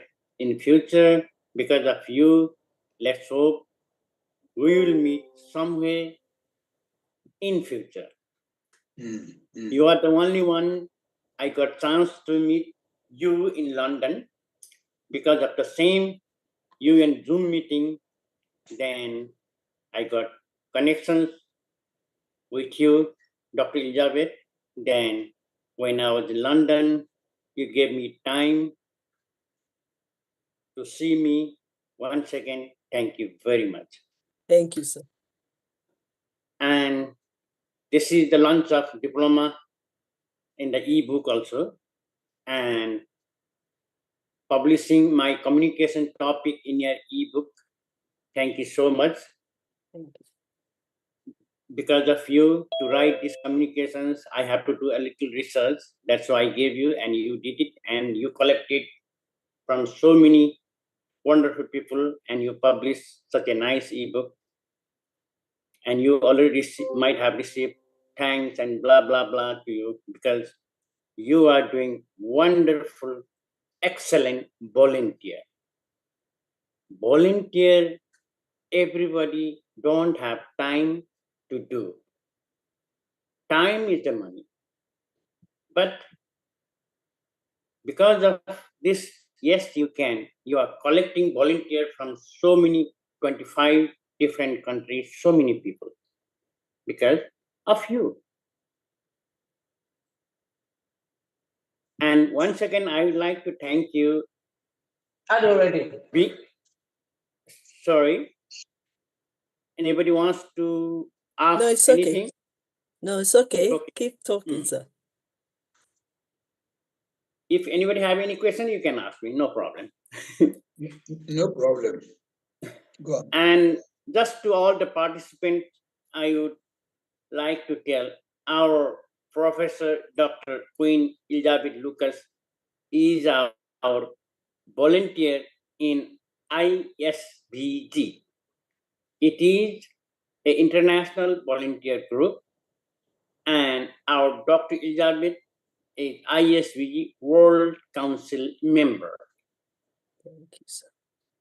And similarly, in this, I have found another person from Nigeria, Prince Dr. Augustine, also in these organizations. And our King Promise also in this ISPG organization, like Dr. Elizabeth, our King Promise, also ISPG World Council member. By the way, let's talk our topic in the ebook about communications. I don't need to give definitions what is communications. I'm not going to repeat the same thing what you have already heard in this platform, and you know about the communication lot. And about the communication, what I want to let you know that because of this, our international volunteer group, during the COVID-19 pandemic, one person from Japan who speaks Japanese and another person from Morocco who speak Arabic, and these persons speak Arabic and French, whereas the persons from Japan speak Japanese and English, but they cannot communicate neither in Japanese nor in Arabic, nor in English, nor in French. But how they communicate and what happened, I would like to express what they did, which I learned from them. During the COVID-19 pandemic, everything is locked down, closed down, and the gentleman from Morocco communicate in the Facebook, and the gentleman from Japan in the live Facebook, taking the gentleman from Morocco's his life-size photo, and in the live Facebook, he took the Japanese took in the Kyoto city sightseeing. What I want to tell you, though they cannot speak in the verbal language, but with the help of non-verbal language, one Japanese helped the other guy from Morocco, Africa, to show him sightseeing in Kyoto. These both they are an executive member and a founder member in our ISVG International Volunteer Group. We started this group at the beginning with the 7 people, 7 countries. That is Japan, Thailand, Serbia, Tunisia, Egypt, USA, and Canada. Now, including Dr. Elizabeth's country, UK, at present we have 86 countries and more than 8,000 members. And our main focus, like somewhat not so much different, like yes, you can. We do volunteer, we make awareness, we give Zoom conference, and physically we make training, conference, camporee in different countries, like we did in Colombia, Trinidad. All right, sir. Professor Dr. Tipak, can I Yes, ask it's you too to long. round up? Yes, please, because we are waiting for others as well. So can Yeah. you just round up, please? Thank you so much for the information. Thank you. Okay, we really appreciate you, sir.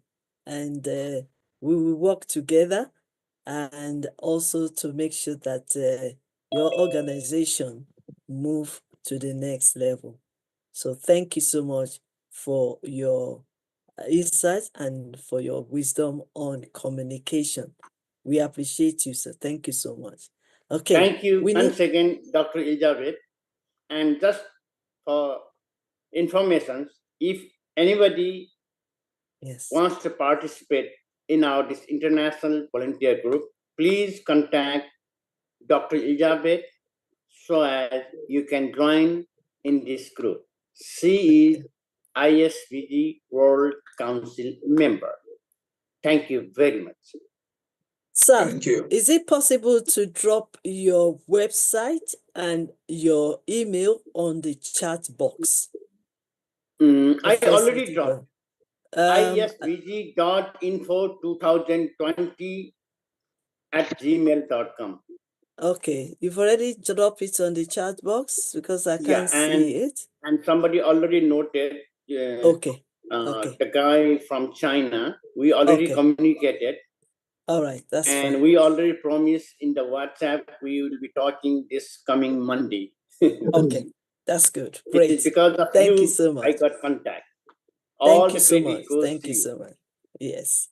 Thank you so much, sir. And I would like you to write it again on the chat box in case anybody have interest. There is a program going on for ISVG. It's going to take place in February in Nepal. So I would like Professor Tipak to please drop the information or drop your email and website on the platform, chat platform, so that they'll be able to connect with you when they are having when they have interest in that kind of information. I mean, that kind of event. At the moment, I would love to call on Dr. Fatai Toromade, the director of YYCI International Global African Royal Council, to address us in this our memorable occasion of 5th anniversary. Welcome, sir. Yeah, thanks so much. Wonderful greetings to every.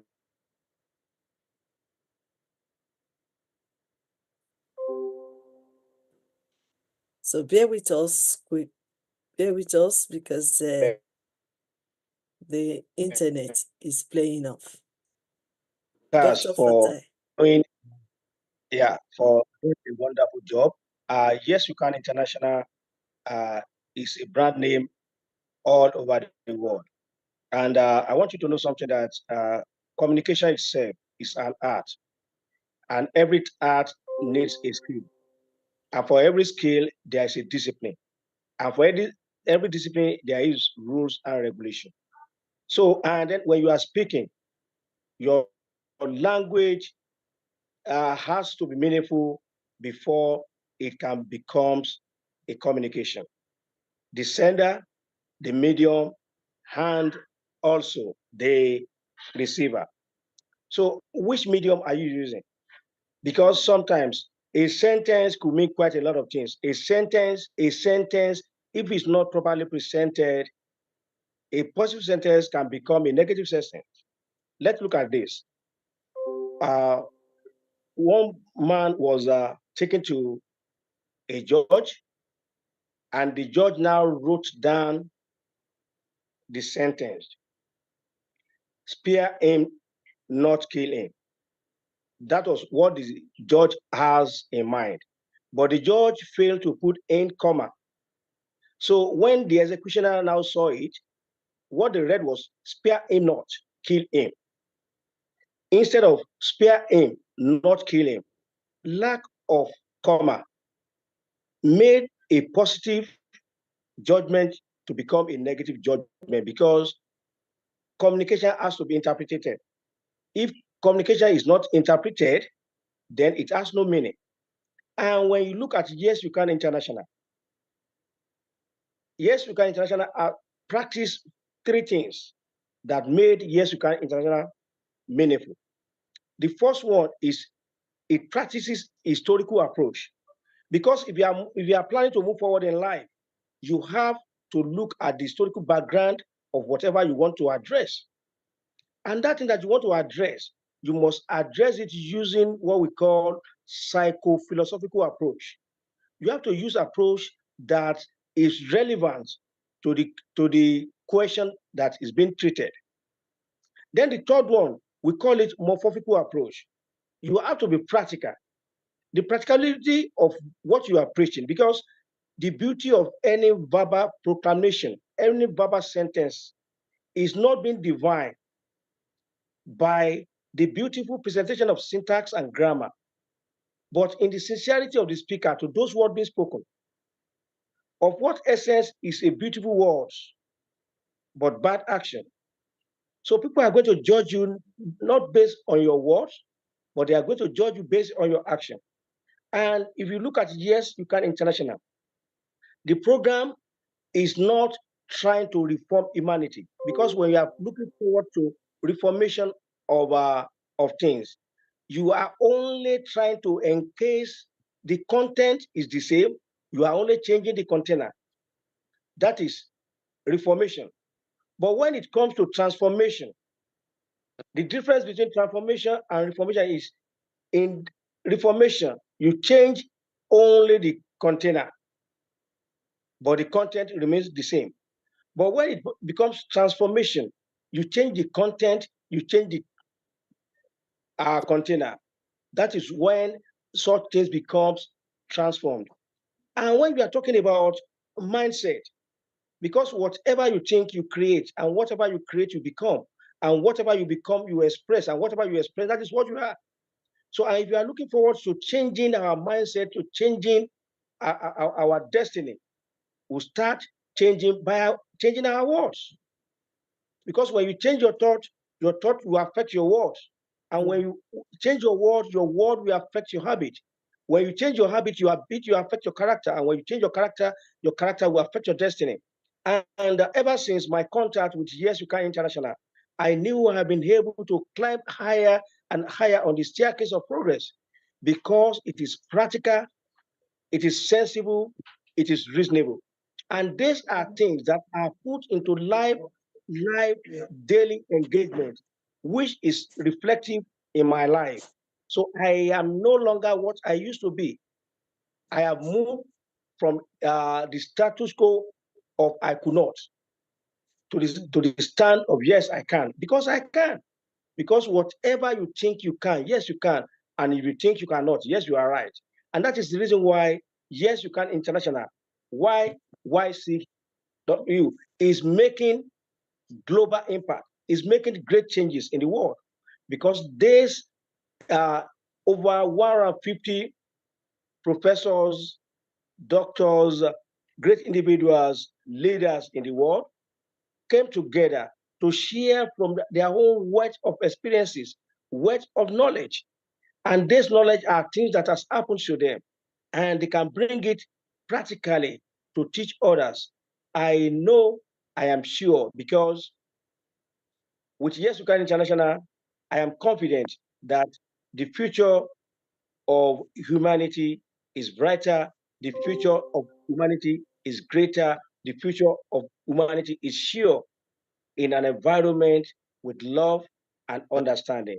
I thank you so much for having me and for having others. And I thank you so much for putting up a vehicle that is going to advance, enhance, propagate, enrich the knowledge of humanity for the benefit of humanity. Thanks so much. Happy anniversary. Congratulations. Thanks. Thank you so much, Dr. Ambassador Prince Fatai Toromade. I really, really appreciate you, sir, for your patience this morning, because we are celebrating it together, and also for your words that you've shared with us on this particular moment. I really appreciate you, sir. And thank you so much, because knowledge, connection is powerful when you know Dr. Fatai Toromade. Dr. Fatai Toromade connected us to so many people on this platform, including Dr. Joseph from Appleton Private University, all the kings that has been speaking since yesterday, even Ambassador Morgan from Culture Gate. It was through Dr. Fatai that I connected with him, and also through him, YYCI International has reached a level where we can connect with any royal kings in Africa to reach out to the community, to reach out to the youth and the children. So, on behalf of YYCI International, we want to say thank you to our Director of Global Royal African Council. Thank you, sir, Dr. Fatai Toromade. I want us to have a break a little bit while we welcome the youngest in our midst, the youngest ambassador. If you were here yesterday, you could have enjoyed a little clip about what she does as a storyteller. But before I invite her, I would also like to let you know, even though we said that today's program is the last event of the year 2025. But I'm happy to announce to you again that next week, Saturday, this young ambassador will be hosting YYCI International Storytelling Summit. And she'll be gathering some of our friends, including the younger ones, up to the age of 3, 5, sharing our own stories and allowing them to share their own stories and what they've learned about the stories they shared. And now, let's invite Ambassador Sanaya Sai from India to share with us another story that will mesmerize our mind. You're welcome, Ambassador Sanaya Sai from India. Thank you so much, ma'am, for the warm welcome. Hello, everyone. Namaste. I'm storyteller Shania Singh. I'm the world's youngest storyteller, a published author, and I also have my own storytelling club. Today, I will deliver a speech on the topic, the power of communication. Today, I want to talk about a fundamental aspect of human interaction. That is the power to transform our life, our relationships, and our world. That aspect is communication, the bridge between minds. Communication is the bridge that connects our minds, allowing us to share ideas, thoughts, and feelings. It's the foundation upon which we build relationships, resolve conflicts, and even achieve our goals. We can also inspire, motivate, and empower us to teach and learn new habits. The key to understanding. When we communicate effectively, we when we when we communicate effectively, we open ourselves to new perspectives, experiences, and knowledge. We build trust, empathy, and support with others, creating a sense of community and helps us navigate complex situations and find common ground. The path to inspire and motivate. Communication has the power to inspire and motivate us to take action to make a difference and to create positive change. Through effective communication, we can share our vision and ideas, inspiring others to join us on a journey of innovation and progress. Build strong relationships founded on trust, empathy, and mutual understanding, and resolve conflicts by listening effectively, empathizing with others, and finding common ground. The impact on our lives, the power of communication touches every aspect of our life, from personal relationships to personal success. It helps us build strong families through open and honest communication, achieve our goals by effectively communicating our needs and expectations, and making a difference by sharing our ideas and inspiring others to take action. In conclusion, the power of communication is a fundamental aspect of human interaction that has the potential to transform our lives, our relationships, and our world. By embracing effective communication, we can build stronger relationships, achieve our goals, and create a positive change. Let us harness the power of communication to inspire, motivate, and empower each other. Let us strive to communicate effectively, empathetically, and authentically, and to make a difference in the world around us. Thank you. Thank you so much. And before you go, let me quickly announce your program that is coming up tomorrow. That's coming up next Saturday. Please wait while I say. So like I said to you, this young lady has been doing so well since 2023, gathering some of our friends with this storytelling summit. And it's just amazing what they've been doing in this program, hosted and supported by YYCI International. And next week, Saturday, they are going to do the last one for the year 2025, India, YYCI International India Storytelling Summit, hosted by Ambassador Sonaya Sai, the YYCI Global Youth Ambassador, on the 22nd and 27th September, around 6 p.m. Indian time. I think it's around 12 o'clock UK time. So let's keep on praying for our children and supporting them. Before we move on, let me play this and then we go. Yes, we start. Yes, please start. This is YYCI International. YYCI International. Yeah. With the birthday. Yeah, the birthday. These are our youth from Abuja, Nigeria, gathering together, making their own t-shirts and doing their own thing. Okay, now we can move on quickly. Allow me to welcome my coach, Coach MJ Tolan from USA, because the reason why I have to quickly call him is also hosting a program, launching 3 books, which immediately after I finish, if we finish on time, I have to be jumping into that to be one of the speakers of his event. So let's welcome Coach MJ Tolan. Thank you. Greetings to all of you. What an honor, Professor Dr. Queen Elizabeth, to invite me to this.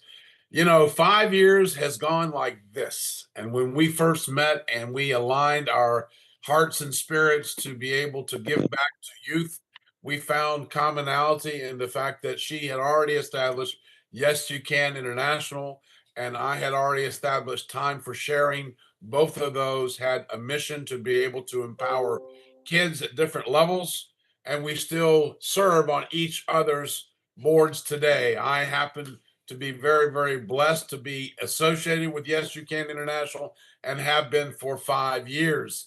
And today I couldn't be more proud of the direction that this organization is going, all of the projects that are envisioned by the leadership of Professor Dr. Elizabeth Lucas. And I will say this, thank you all for your time. I know you got up early. We're all in different time zones. And I just want to say nothing more than thank you, thank you, thank you. We could never do anything without all of you. Blessings to each and every one of you. God bless. God bless you, sir. God bless you, sir. Short but precise. I really appreciate your time. Quickly rushing to join us before you start your own program. I will try my best to jump into that program if I can. And if the program is just going on and on, please forgive me for this moment. I believe next time I will definitely be joining, but I'm still not losing hope. I still hope to join very shortly. On this note, can I welcome Professor Ravinda Rena, our president from South Africa? Is he still with us? Professor Ravinda Rena. Professor Ravinda Rena from South Africa. I Yes, believe. Prof, give me 1 minute. I would join you, and yeah, I will talk to you. Prof, can I call you back in few minutes? There's a conference I need to speak now, but I'll call you back in a few minutes. Okay. Thank you so much. Thank you. Bye-bye. Busy professor. Hi. Traveling professor.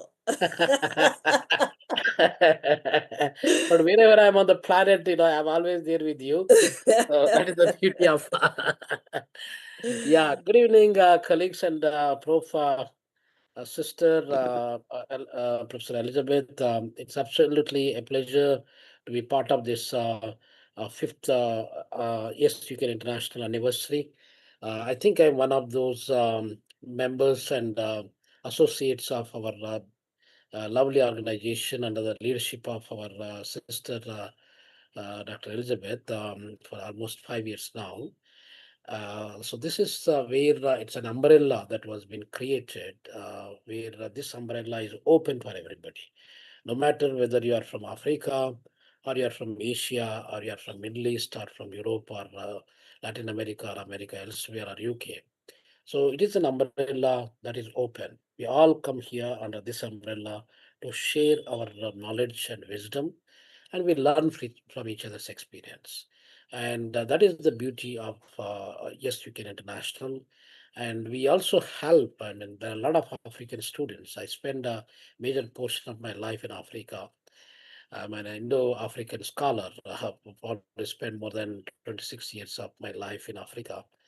So Africa needs organizations such as this, which can not only give the knowledge and the insights, but also empower the people, give them some kind of direction, give them a pathways, and motivation. So that is what the small things such as this would make a huge difference and huge changes in our continent. Unfortunately, colleagues, if you look at the rest of the world, our continent is still remain it's the richest continent, no doubt, and the whole world is going to depend upon our continent in Africa. But unfortunately, our continent has got its own challenges. So the challenges probably pertaining to the knowledge and knowledge economy and the way that we also treat our people. The treating is also important. We cannot afford to treat our fellow human beings as slaves. Those days are gone, and we need to at least learn how to treat our fellow colleagues, whether they are juniors, like one of the colleagues were mentioning about Barack Obama's statement. I think Madam in the magazine she was showing. So that is what his education is all about. Doesn't matter whether you graduated from Harvard University or Stanford University, or Massachusetts Institute of Technology, or UCT, University of Cape Town in South Africa, or any university in the world for that matter. It is how you train your mind and what is the attitude, what is the aptitude that you carry out throughout your life, treating the other fellow human being equally, the way you want to be treated. You need to treat the other fellow human being. That's what is fundamental for our human ethics and morals and values, colleagues.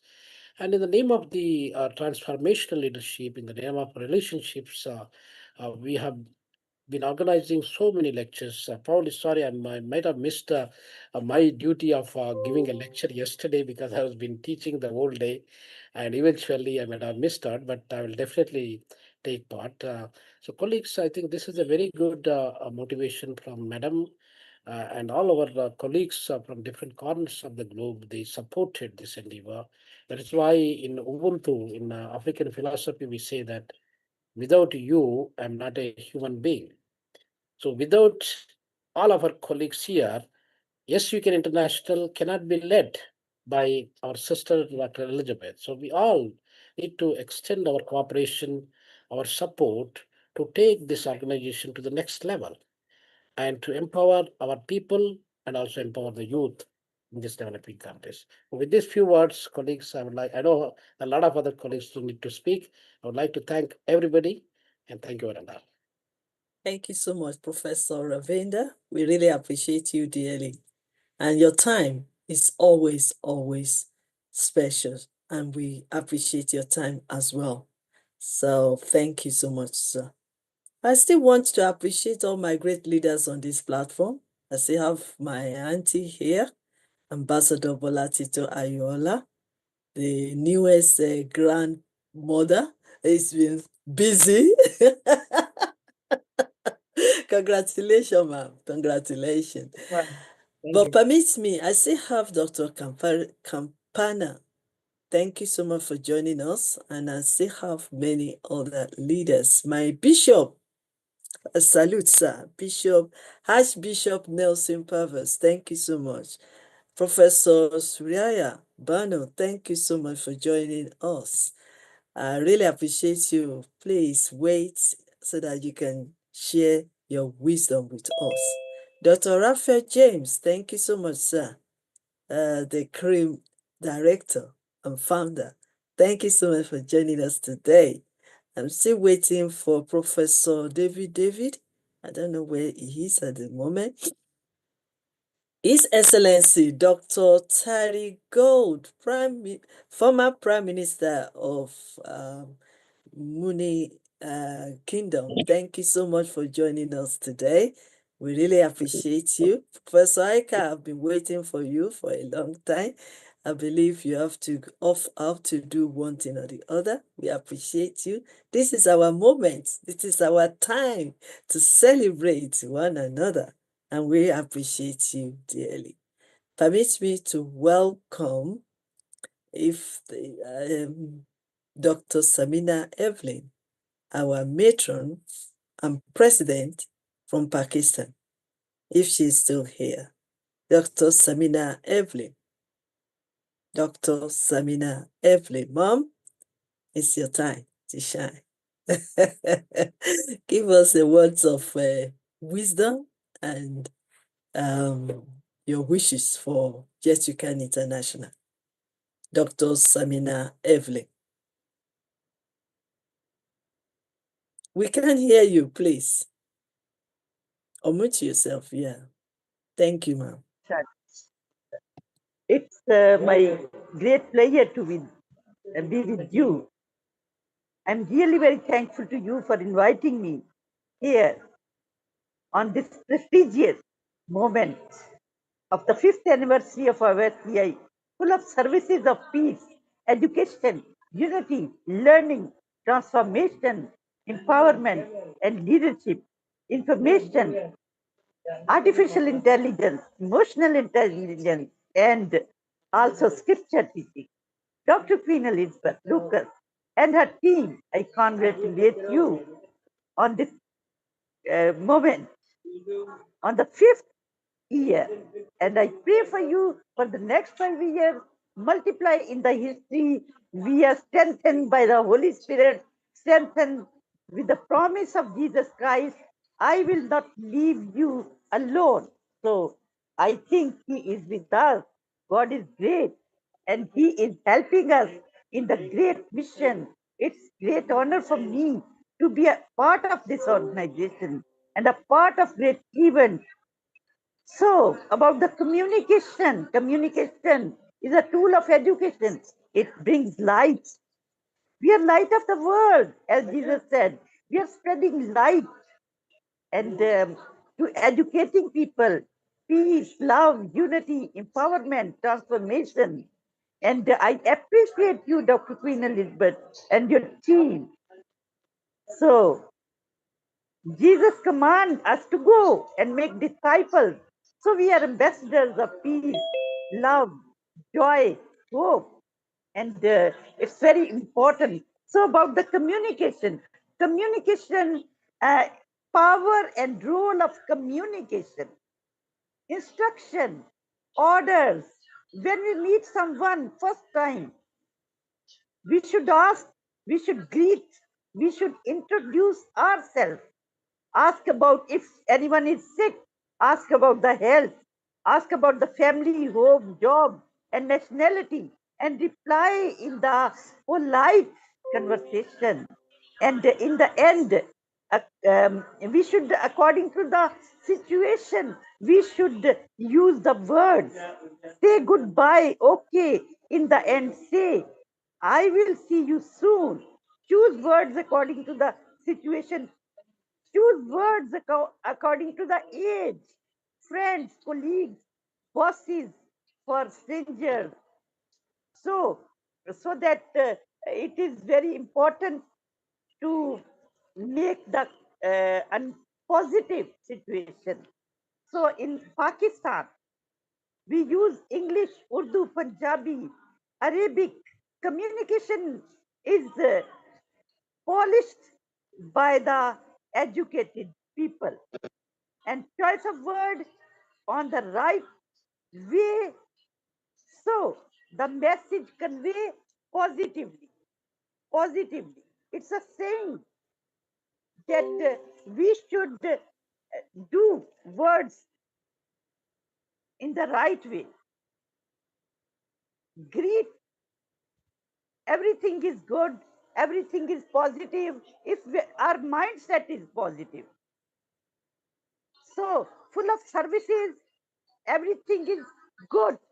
We are doing for the world, and our 5 years of service to humanity, 5 years of nurturing leadership, 5 years of building bridges across the nation is not a short or small achievement.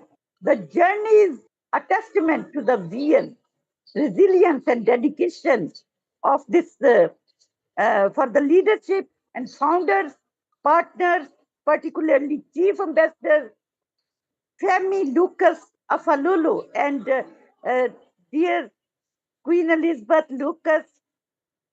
I appreciate you. I am thankful to you for this occasion because you are in hurry and you have to attend another event.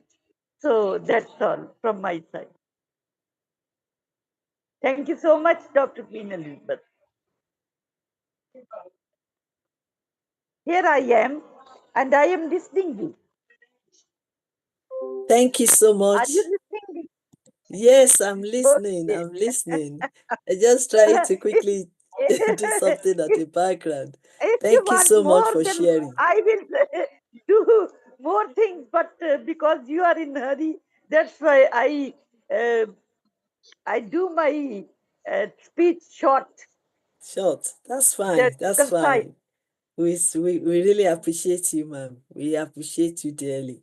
Dr. Samina Evelyn, our matron Okay, thank you so much. our matron from Pakistan. Pakistan. Yes, And this is my Pakistan, flag. Pakistan. This is the flag of Pakistan. I'm Hey, wearing okay. That is great. That is great. Thank you so much. We really, really appreciate you. Okay. Permit me to quickly call on Ambassador Mrs. Infong Essie. I've been looking for her since the beginning of this conference, and this is her first time of joining us, and we are opportuned because she happens to be the amazing daughter of Papa, Reverend Akpabio. So what an honor to have family in our midst. And let me see if I can get her. Ambassador Mrs. M. Funk Essie from Calabar, Nigeria. Hello, ma. Yes, I can see your picture. I can see your video. Yes. Yes, Yes. I'm here now. I'm right Oh, I'm here. so sorry. I've been looking for you since. So sorry. Right. I'm glad to have you with us. Welcome to YYCI International. Thank Over you to very you, much. ma'am. Yes, ma'am. Greetings to everybody on the platform once again. I'm highly privileged to be on board. Yes, you can. And I give God the glory that has really brought such a platform on board globally and has brought a really eye-opening to the world at large. Indeed, Yes, You Can has really done a lot. And bringing on board communication, which has been a thing that has really been an issue globally, especially in rural communities. And even onto those as well that have also gone there as missionaries to see how they could bring such places up for them to understand what education is all about and what life is all about and how it could also be beneficial unto them. But due to lack of communication, them understanding what it is has made most communities up to date, has remained timid, and has not really been able to come out on even their people there to be able to stand out too as well. Communication is what has really brought much enlightenment to the world. Communication is what has really made even those on the local background has been able to communicate, been able to reach out to even those out there up to the government platform as well. Communication has really been a thing which even the government itself has been able to reach out to the less privileged out there, especially even those in the orphanage home that most people think they do not deserve to also be heard. But thank God for communication that has really made even the least in the orphanage home that has been dumped and thrown out there on the streets, not having anybody to care for them, has brought those orphanage on board to also be heard and also educated, and they are able to speak out. And among them, communication has really made them, among them are governors today, among them are directors, among them are also those that have stand out to also elevate others in terms of teaching, letting them to be able to speak and not being timid. Communication has really also helped even those that has been traumatized and undergoing mental health issues that could not really speak out or be heard for their problem to be solved and for them to also be able to come on board as those among those that are living as human beings. Communication has really helped those that are traumatized. Because lack of communication, I tell you that so many out there that has gone up to the stage of secondary trauma has committed suicide, and lots of things has been done through that medium.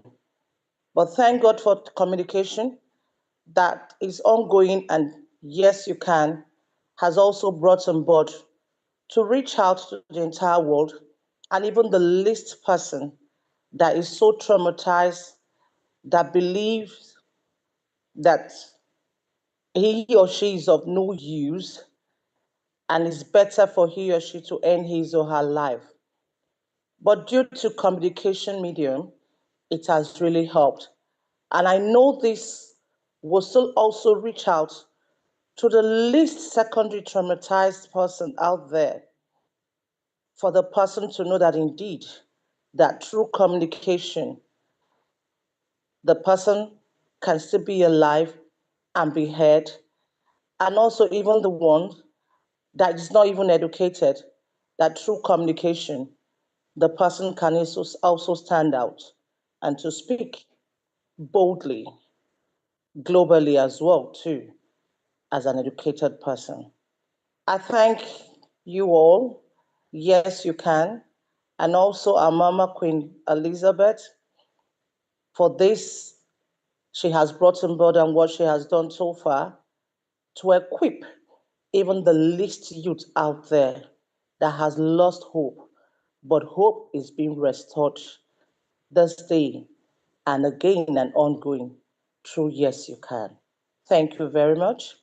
I also appreciate our Papa Lucas too on board, and I also use this medium to appreciate every one of our kings out there, our ambassadors out there, our professors and our doctors on board. Yes, you can. Thank you very much. The Lord bless you all. In Jesus' Thank name, you amen. so much. And I really appreciate you, Ambassador Mrs. Mfok Essie, for joining us today, celebrating with us, even being a new member of Yes You Can International as the ambassador from Nigeria. You're welcome, ma'am. And thank you for your words of knowledge that you have shared with us, because we also need to look into it. When I believe something, maybe I haven't said it before on this platform, I've been a victim of suicidal attempt for almost 10 years. I mean, 10 times, not 10 years, 10 times. Wow. But God saved me, kept me. And you now know the reason why I have passion for the youth and for the young ones. My first attempt was, I think I was 15 years old, if I can remember, either 15 or 14. I was in a situation of homeless, hopeless, helpless, being used, rejected, abandoned, raped, and whatever you can call it. Here I am today. I'm still alive. And that is why I'm passionate about any youth, any children out there. I want to see them survive. Not only survive, but stand up for their right and exercise their right. Reposition themselves. Live independently, not borrowing or begging. Because sometimes when they are helpless, they become vulnerable and they're being used, abused by others. It's unfortunate as well that those that we call leaders in the world also put themselves in the position abusing and using these vulnerable youth. And that is why I came up to stand out and say, no, they are not meant to be abused. They are not meant to be used for your own glory. They are to be nurtured, listened to, empowered, And how do we do that? By creating an environment, an atmosphere for them to learn, for them to belong, for them to share and express themselves, for them to know and discover who they are and their purpose, for them to stand up and say, yes, I am special and I can do it. I can achieve it and I can fulfill my purpose on earth. That's the main reason. You might be asking, why am I here then if my portion is on the youth? You are here as a leader to transfer your wisdom, your knowledge, your experiences, because they haven't experienced anything yet. They don't have the wisdom you have. Most likely, they don't have the knowledge you have.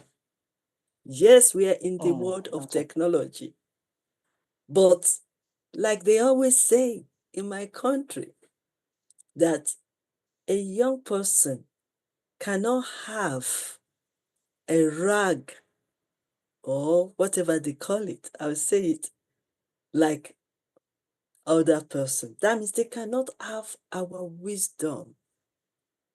Our wisdom, we have it because of our experiences, our past experiences. They need us. They need us to guide them. Every one of us are mentors. You have your own children. Your own children have their friends. You have your own friends. Your friends have the children. So we are not alone. And we are not here only for our own immediate family. Personally, I have 2 children, but I have repositioned myself to have global children. And that's be the pace. That is why we are here.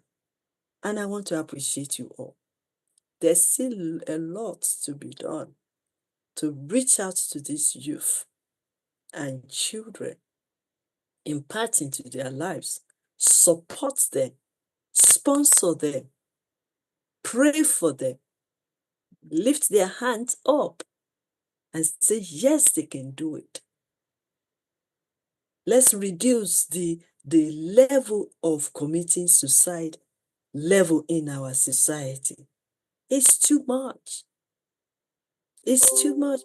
Former MP, Ma'am Fiona Onosoya, you can testify how many youth are jumping in front of the train, killing themselves.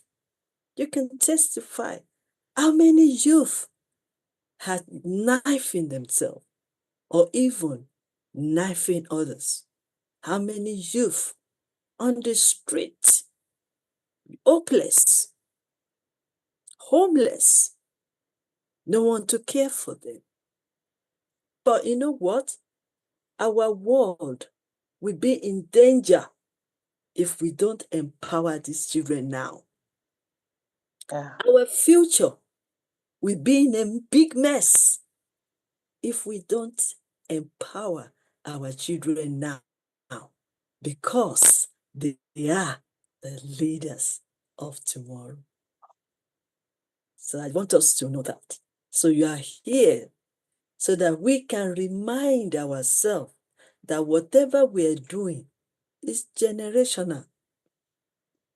Whatever business you are doing, whatever action you are taking, whatever decision you are making, it's not only for you, not only for your children, but for the world, for others. And I want to say thank you for listening and believing in what we do at Yes You Can International. Thank you, Ma. I really appreciate. God bless you. All great. Thank you so much. And I want to say thank you so much for all my leaders that are still with us this afternoon, celebrating this 5th year anniversary.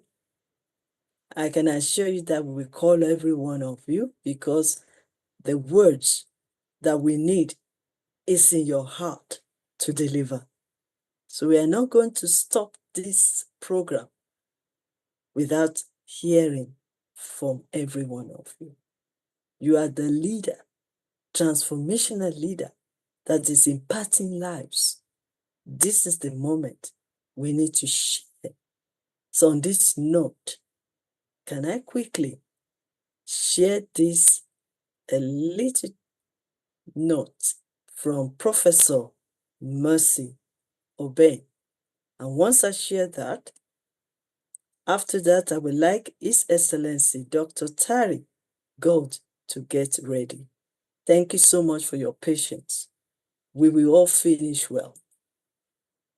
And you will not regret joining us on this 5th year anniversary.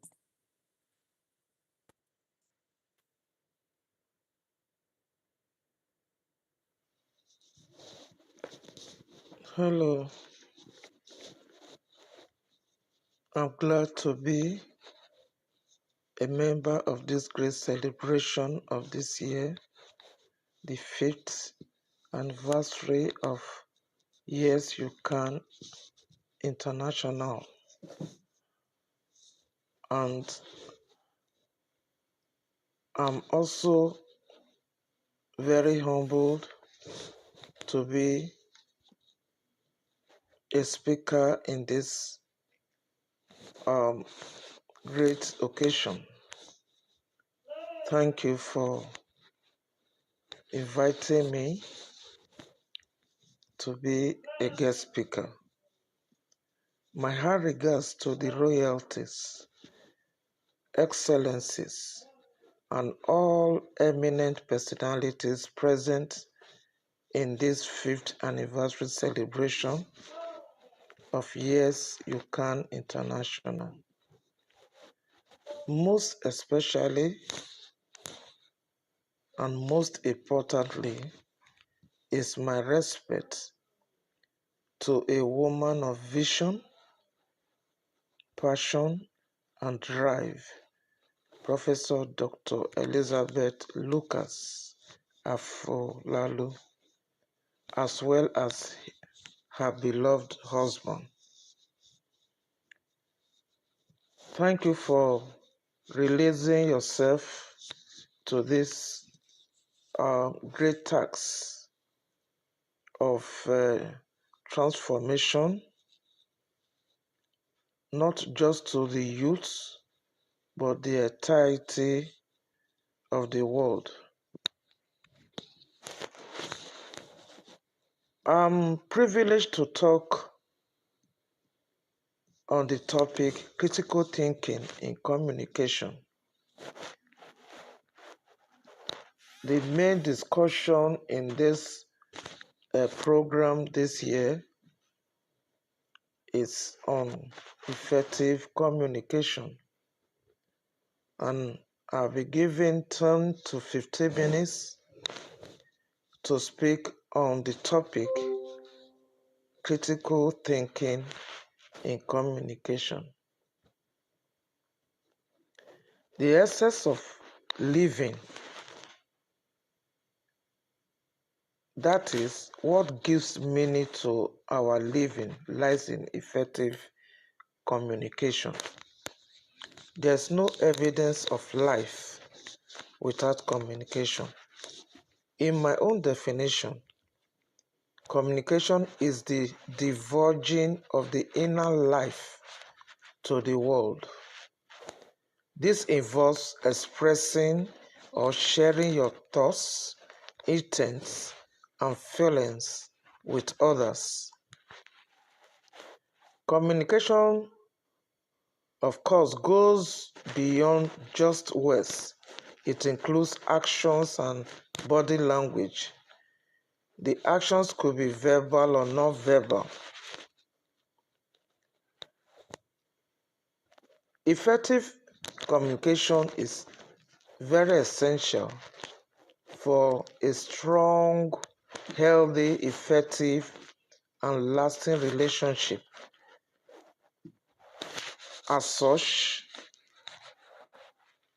We foster clarity, understanding, mutual trust, flow, and respect between the decoder or the speaker and the receiver. Consequently, feelings are shared positively.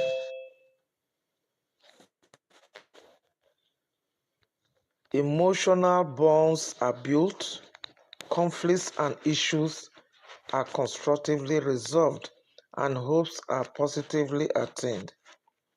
In the same vein, absence of critical thinking in communication leads to lack of clarity, misunderstanding, negativity, resentment, and unforgiveness, and ultimately negative responses or reactions and total breakdown in relationship. So how can critical thinking impact effective communication? Let's look at some key elements of critical thinking and their relevance to communication in relationship. The key elements of critical thinking include observation. One, observation, and that is noting details, noting patterns, noting occurrences, and the intensity of these occurrences. So observation is the number one key element. If you don't observe your child, you may not know when the child is sick. The information the child may be giving to you is the manner he poses or conducts himself at a particular time. That may look unusual to you. Observation will make you know when your boss is happy with you or not happy with you. Observation will also make you know when you are addressing a crowd, if their reaction is applausive or they are cold, which is to say they are not enjoying the topic or the presentation. So observation goes across everything that we do. And observation will lead to many questions. It generates questions. Why is this happening? Why is this so? Why is this person frowning? Why is the house help not responding happily? What could be wrong? And when you generate these questions, you now analyze. So analysis is the number two element. And what is analysis? That is breaking down information, breaking down the what you have observed, the facts behind it, the information behind it, so as to get clarity, so as to get good understanding. So you break down your information. The information could be verbal, written, body language, sign language, or whatever. But there must be some hidden meaning. Analysis helps you to bring out the hidden meaning in what you have observed. Number three is interpretation. Interpretation has to do with a kind of decoding what you have observed or From the analysis, you get an understanding or meaning of what you observed. For instance, you see in your house, it could be in your house, you got to the house and you notice that food has not been served. That immediately tells you, gives you a check. What could have made this woman not to serve food? Could it be that she had no money to buy the cooking ingredients? So that brings you into action. You interpret the action she has put up. It could be your boss, it could be your friend, your neighbor.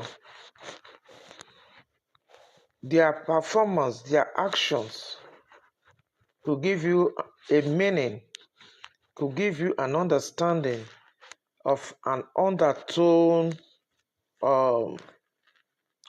meaning to what they are doing, undertone information or facts. So the fourth one has to do with evaluation. Evaluation.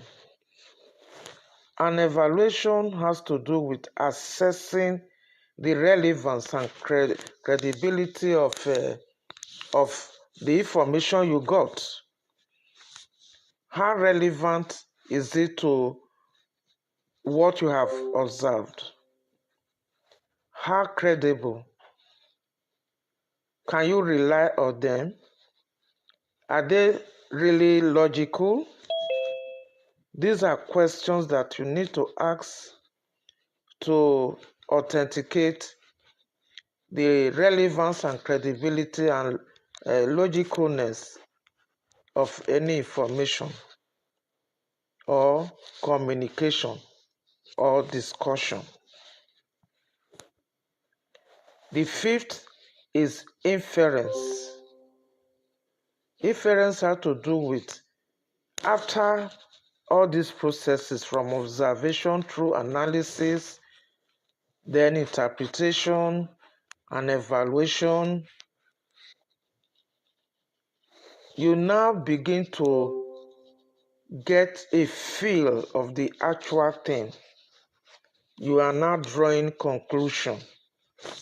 You are not saying, you cannot say, I understand. Oh, so this is all about it. You are not drawing a conclusion. You are not determining a cause and the effect. And then you follow up with a plan.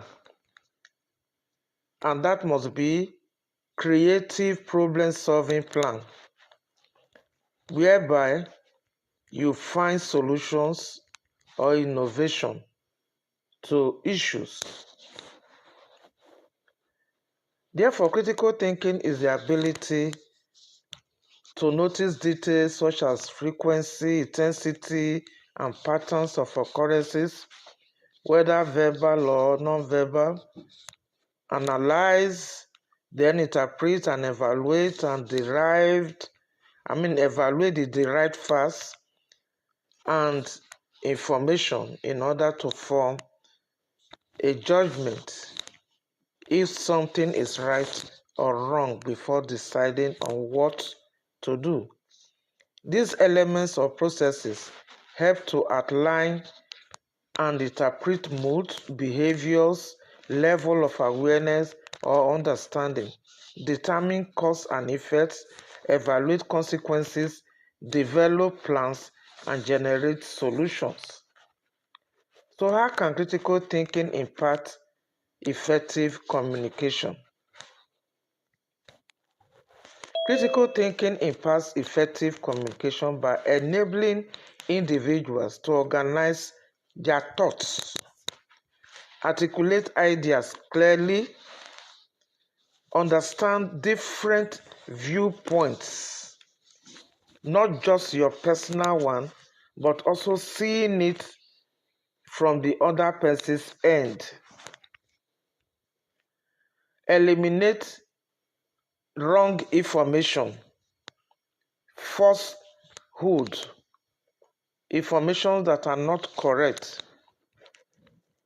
Then you engage in a meaningful and then logical discussions based on these processes. Critical thinking also fosters empathy and humility. Critical thinking enables you to regard people, favorably, not seeing yourself to be so proud, not seeing yourself, oh, you've achieved all, therefore others mean nothing to you. You show empathy where they need empathy, love and care. That is what critical thinking, because you are seeing the other person as yourself. And it also helps in better collaboration as it promotes active listening and thoughtful questions. And it helps in constructively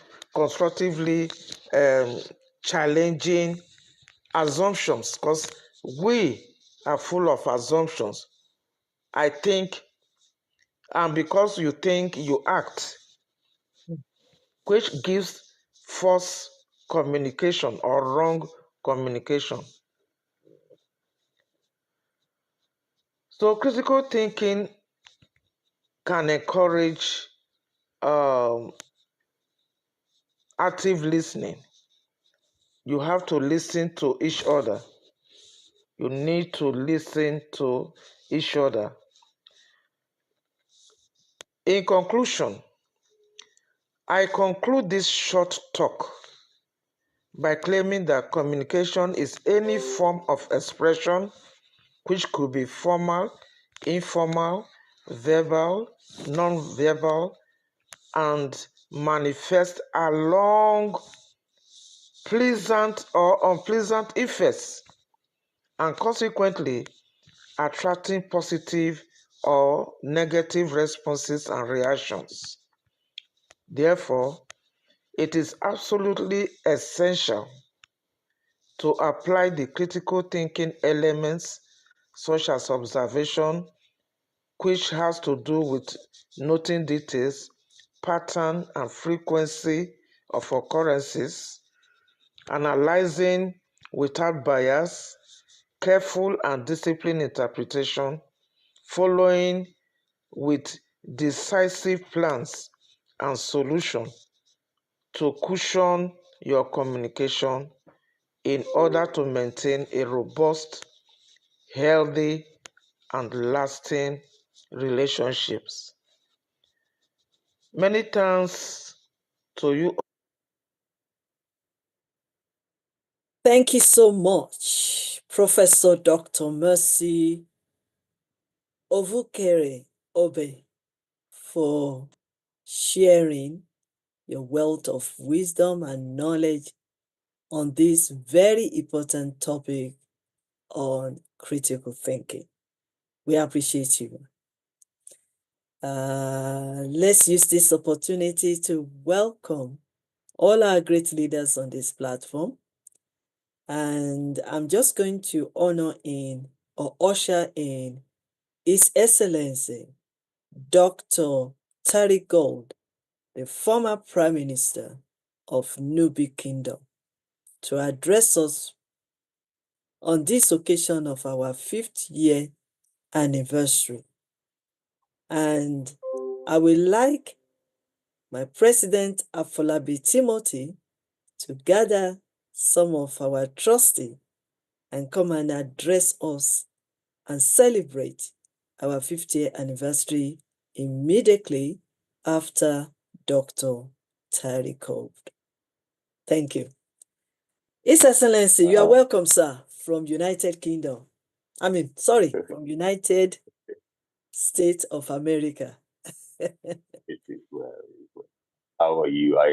It's such an honor to be here. I think okay, yeah. Okay. It's such Continue, an honor sir. to be here. It's an honor to be part of this great celebration of the 5th anniversary of Yes You Can.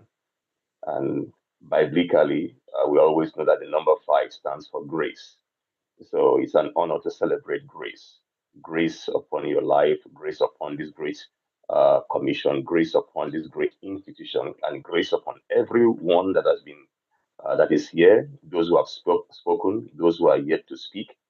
It's an honor to celebrate grace, grace that has preserved lives. I heard your testimony earlier on of how you were preserved. You could have committed suicide. Someone who had been through what you went through may not be on this part of the world by this time, but grace sustained you. So it's an honor to celebrate grace. I bring you all greetings from uh, Atlanta, Georgia, and of course from my wife, my family, knowing fully well that what we are doing is all about the grace of God. It's about grace, grace just exploring in diverse areas in different parts as we move forward. As I was listening to the different speakers, listening to us, something came to my mind. It's Habakkuk chapter 2. I think that's verse 3. It says, write the vision down, make it plain. Let him that come read. And when he reads, he will not run with it. I think that is the core of communication in any aspect of our life. Two scriptures specifically, that's number one. Number two, Joshua chapter 1, verse 8, it said, this book of the law shall not depart out of thy mouth, but thou shalt meditate therein day and night, that thou mayest observe to do all that is written therein. Then thou shalt make thy way prosperous, and then thou shalt have good success. I think when you look at those two scriptures from two great personalities in their time, it talks about also about communication, effective communication in governance, effective communication in institutions, effective communication in corporations. When we don't understand how to move around and how to flow, it's an issue. Effective communication, even in critical decisions when we make, especially in analyzing certain subjects. I was privileged at one point in time in my career, and I'm still working, I'm still young, to speak to some generals who had thought of, who were grieved because of what happened in their country. And they're looking at how to go back and maybe do something against the current government. And I told them, I said, look, there are other ways to go about it. We shouldn't think of violence all the time, but we can think of other ways. I'm much more into peace, and I was able to calm them down. But how did I do that? It was all about communication. As words are very, very important, and we know that very well. And even yes, you can. I know great things that you have been doing. How did you relate with others when you are in pains? How do you relate with others when they are in pains? How do you how are we able to calm down the storms when we see them? How are we able to calm down or put out the fire when we see them? And there are different kinds of storms and fires in different peoples. I see yes, you can going from levels to levels in this. Excellently, almost, if not all, the speakers, I'm pretty sure, have spoken well to share their thoughts on communication in different realms or different organizations as they see it and what they've seen. I have seen also didactic knowledge coming out from professors and doctors sharing from the classroom experience. Now, when we take it into the marketplace experience, that is a different ballgame altogether because now you are trying to do what we call applied knowledge in the marketplace, applied knowledge in areas where uh, people can hear you and understand what you are trying to say. If you say 1 + 1 is equals to 2 in the classroom, how do you apply that in the marketplace or in the community or in the different fellowships for people to understand that you are not just talking about 1 + 1, but this is what you really mean? That is the act of communication. The act of communication is very, very important for every one of us, and it flows from one person to the other based on the wisdom you generate over time in the area of experience. And that act of communication can now be passed down to different levels of people that you speak with at different platforms, even to from the elders to the youths, from the educated to the uneducated, different acts of communication. And we need that because there's a lot of chaos today, a lot of issues today, all because of lack of communication or understanding of what the other person is trying to communicate. Leaders today look at others and they say, "You said come." Meanwhile, the person did not say come. That person said, "Please relax, sir." And that word can create a tension within the society or within that particular community or within that particular area. Uh, Reason why we have issues going on in Gaza is because of communication, ineffective communication, and all kinds of stuff. Reasons why we have what is happening in Ukraine today is about communication. How can you say certain things and you expect the other party to say you are right? It's because of communication. Wrong communication to generals, wrong communication to United Nations, wrong communication to different bodies across the globe. So we need to understand that communication is very, very vital as we move forward. And I think, yes, you can has come, not only to address that of the youth, but because the youth are the leaders of tomorrow. The youth are the leaders of tomorrow, not only to address the problem of the youth, what they are going through, crisis situation they've been through in their lives, being manhandled, being sexually molested. All these are going to determine the way they analyze effects or issues or programs when they become, let's say, a doctor, a president, or a CEO later on in life, leading people, because the pains of the past will make them to start to communicate certain ideas or thoughts framed in their mind to others.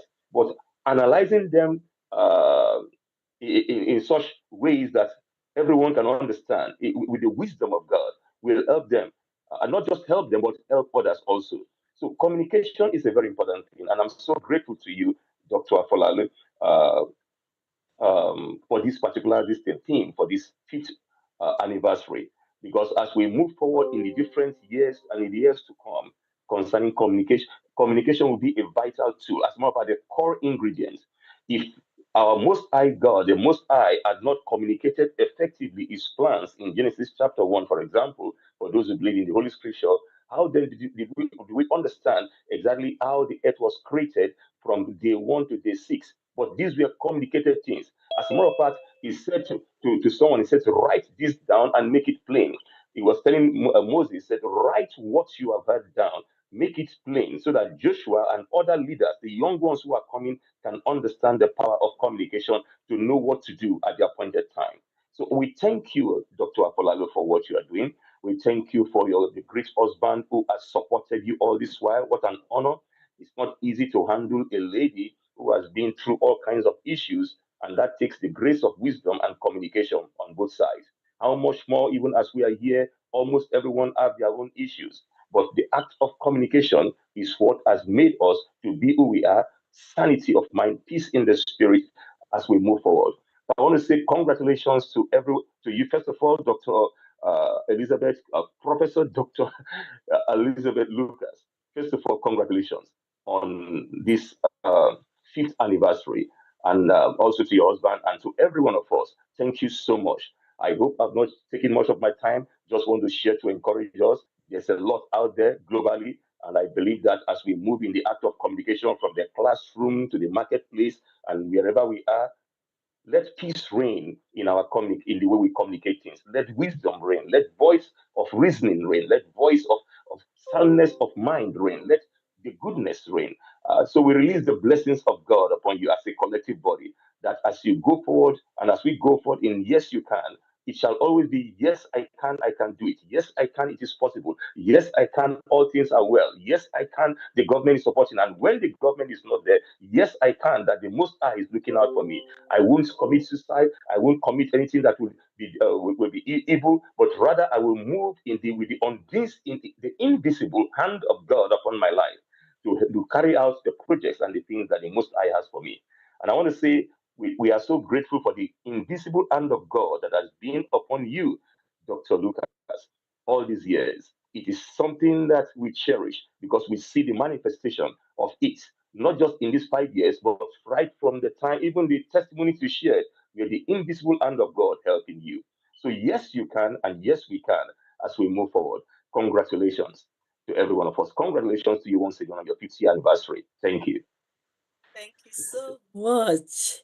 His Excellency Dr. Terry Gold, the former, you are still putting Prime Minister, so I will call you whatever I see on the screen. So the Prime Minister of Numi Kingdom.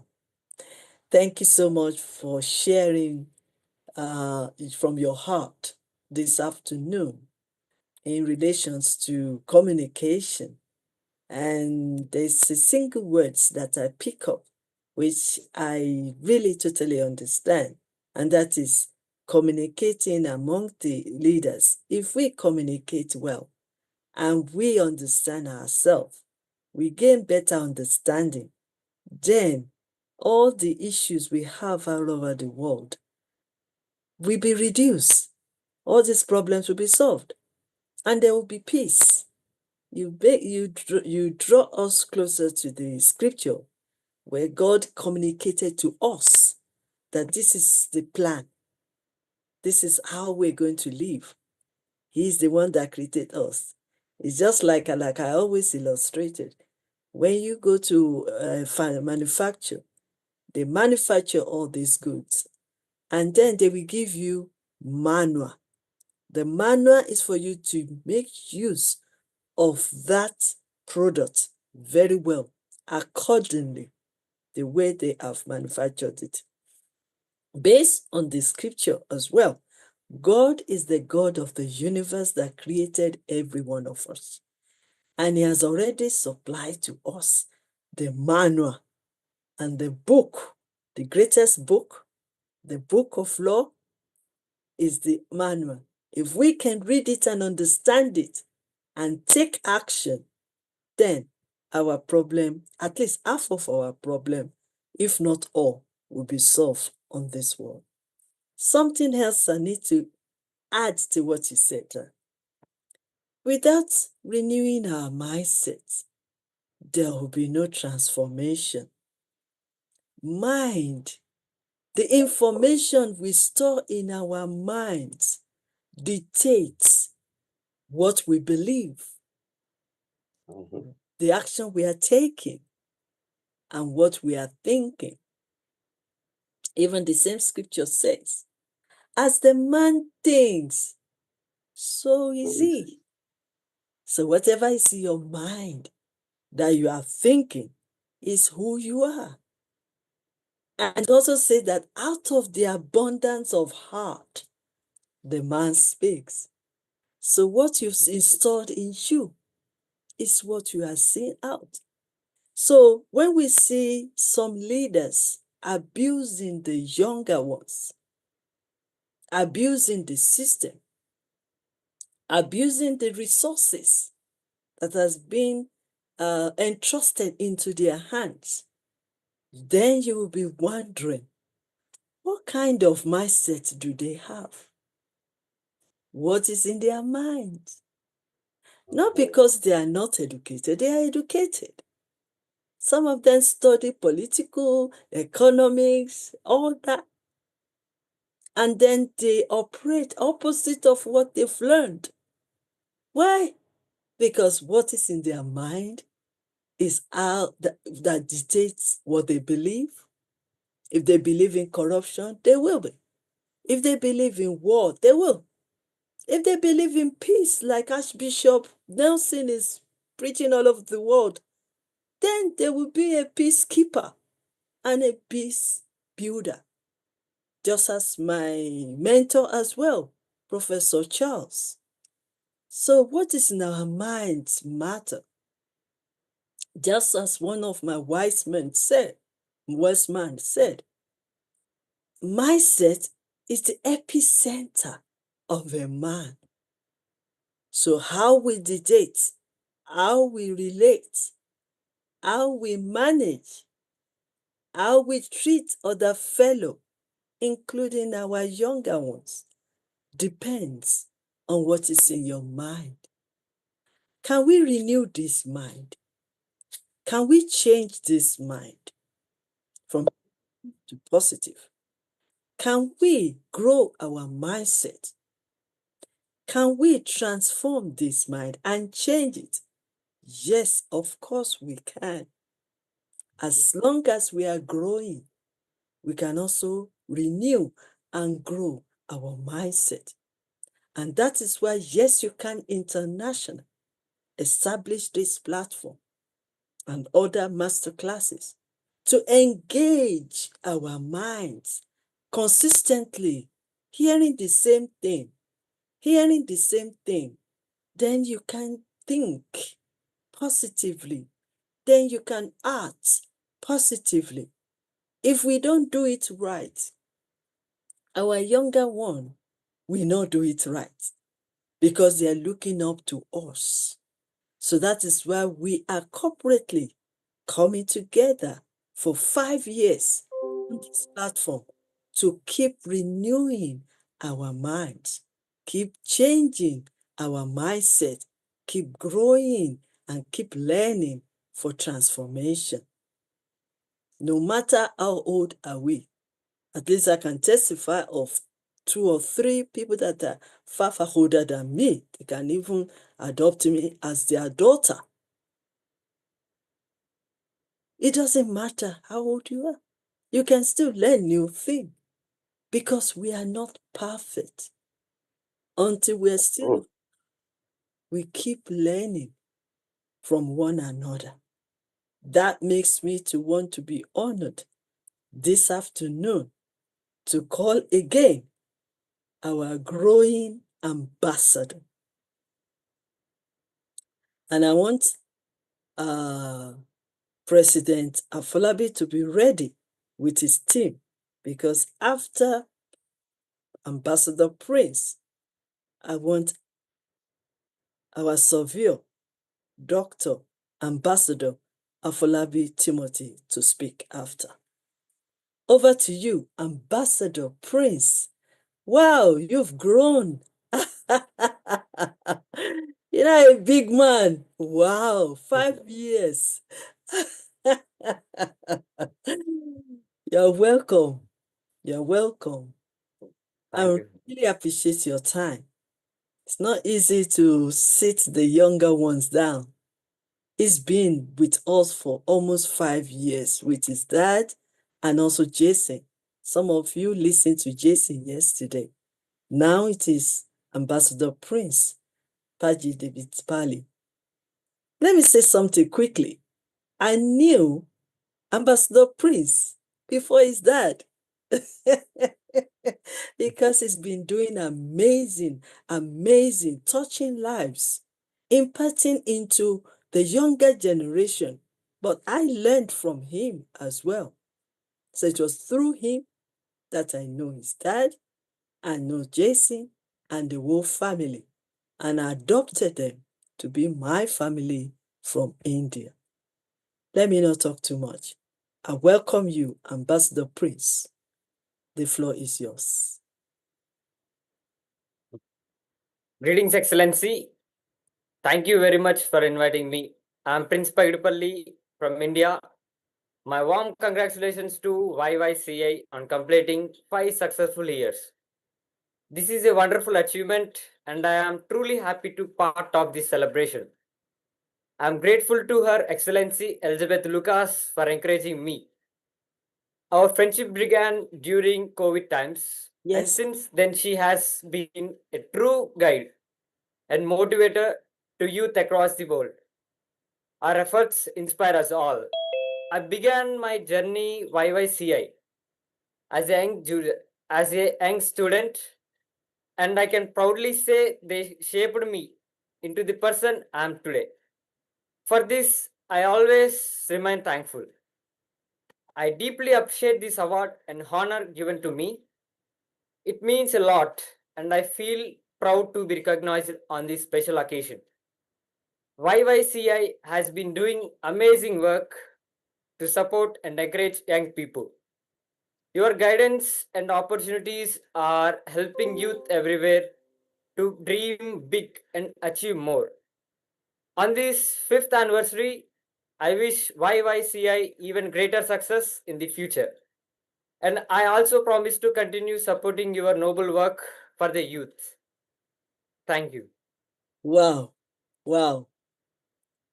Thank you so much for joining us today. I've missed you. I know you have to study hard. Are you in university now, if I may ask? Yes, Excellency. I thought so. Wow, time flies. Keep striving, keep focusing. I'm proud of you. Your parents are proud of you. You've done so well. And may God bless you. May God protect you. May God guide you. You will excel. You will do exploits. And you will rise to the occasion. And you will be the head and not the tail. Together with Jason, you will fly high. And your parents will be proud of you. As you represent Yes You Can all over the world, as you represent your family, and as you represent India, you will go far, and you will excel, and you will do greater things, even more than me, your mentor. Thank you so much. I'm so glad that you were able to join us today. I really appreciate your time. Thank you. My greetings to your mom and to Jason. And I want to express my gratitude to your father. He has been my brother. He has been my leader. He has been my coach. He has been my inspiration because he's been doing so well. And I'm so proud of him. I want to say thank you for letting me be part of your family. Very soon, because I've been given some invitation to come to India as the visiting professor. So we will see eye to eye. Sure. Yes, we will see. We will see. So thank you so much. I really appreciate your time. Okay. Thank you, Excellency. Yes, sir. Professor Charles, I know I'm still going to call you. Please bear with me. You are the father of the house, so relax yourself. Because if I give you the microphone now, you will talk until tomorrow. You are passionate about what you're going to say. And also, Ambassador Bola Tito, I still want to call you, but please permit me to call my president from Nigeria, the surveyor of the nation, the surveyor of 2025, the great leader in our society that is impacting lives, my adopted son. Greetings of peace. Let me mention your name, okay? He got married last year. He was satisfied surveyor last year or 2 years. He is the founder of World Peace Climate Change Diplomatic Organization. Recently, they gave birth to a very bouncing baby girl. You can see the picture. He's there with her dad. That's the progress. That's the transformation. And permit me to welcome Ambassador Dr. Savio Afolabi Timothy, the president of World Peace Climate Change Diplomatic Organization. And please, when you finish your speech, can you call on our leaders from WPCC? Thank you. Greetings of peace to all the leaders, global leaders, ambassadors, professors, and all our and leaders all over the world of the Yes You Can International. Special greetings to our dear Professor Dr. Queen Elizabeth Lucas Afolalu, the Director and Global President of the Yes You Can International. On behalf of the Board of Trustees of the World Peace and Climate Change Diplomatic Organization, we cheered by you. We are happy for this powerful celebration of the 5th year anniversary. And she's wearing a muffler as the global chairperson of the World Peace and Climate Change Diplomatic Organization. Thank you very much, Ma, for the opportunity to be here this afternoon. Special greetings to Archbishop Dr. Nelson. It's quite a while. I'm happy to see you here. And special greetings to Professor Charles. Wow, I'm also very happy to see you here, sir. I heard the voice of my father, Professor Akpabio. We heard his voice teaching powerfully this afternoon, and great leaders all over the world. Where I'm very happy to be here. Before I commence my speech,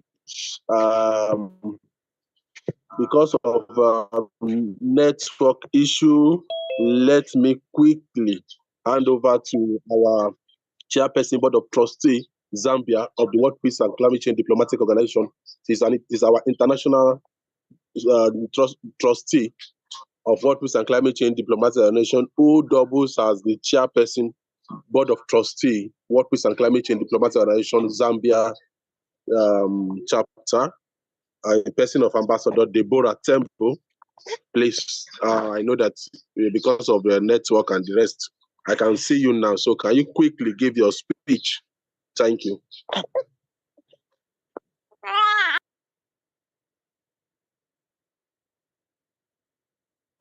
Thank you so very much, my president.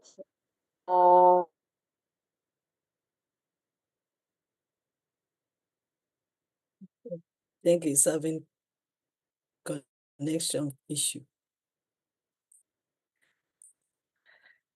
Ambassador Deborah Temple, is that the connection issue that we are facing? Okay. So we might want to call you back. Ambassador Afolabi, do you have another person from your team as well? Okay, I will hand over to your daughter, my beautiful wife, Ambassador Mrs. Angela Afolabi. Hey, so you're on the platform. Okay. Hey, you're welcome. You gave the baby to the father. Eh? Okay. Let's hear from you. Greetings of peace, everyone. Mom, congratulations. Thank you so much. And happy 5 years at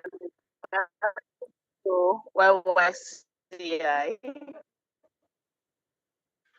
It has been a great achievement. It has been the grace. The Lord will continue to increase you. He will continue to grant you more wisdom to lead YYCI to a greater height. And thank you for the impact you've made in our life. We love you. We love you so much. Thank you for being our mother. Thank you for being a role model to us.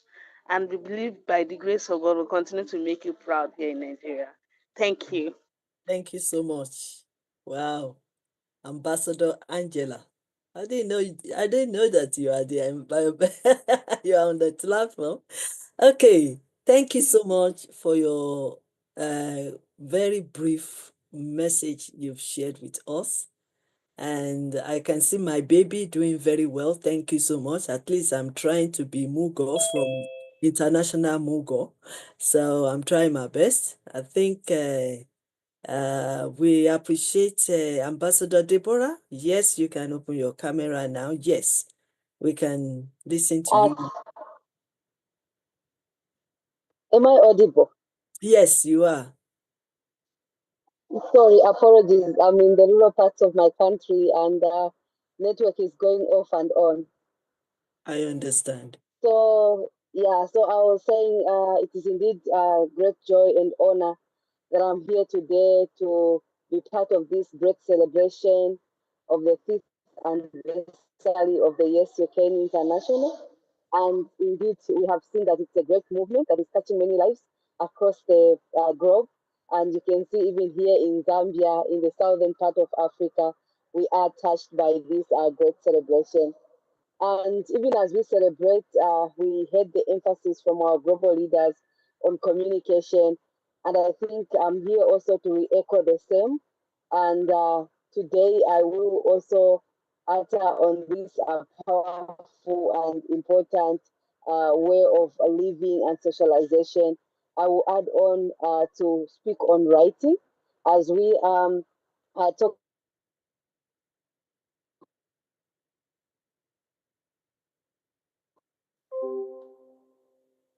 It's our network. of how to communicate. I believe also writing is if it knows. Are you able to get me? Yes, yes, continue, ma'am. Okay, thank you so very much. So I was saying, if we go back from the beginning of our existence, you can find that there are many stories that are bringing us together. And the only way that this has been preserved is through writing. And you can see even in our African leaders globally, you can see their stories that were being told, the songs and proverbs that were being passed on, and some would sit around the fires. And this time we have seen that even as we continue to exist, if it wasn't for writing, we wouldn't have been here to get some of the things that happened in the old times. So I encourage our world leaders today that the great and messages that we have been able to bring out today, may we put it on writing, because writing is more than that, just ink, but also it is our bridge across time. So it will help us to be able to communicate from one generation to the other. And it also helps us to pass on the wisdom from one generation to the other. And those of us that have carried out this exercise of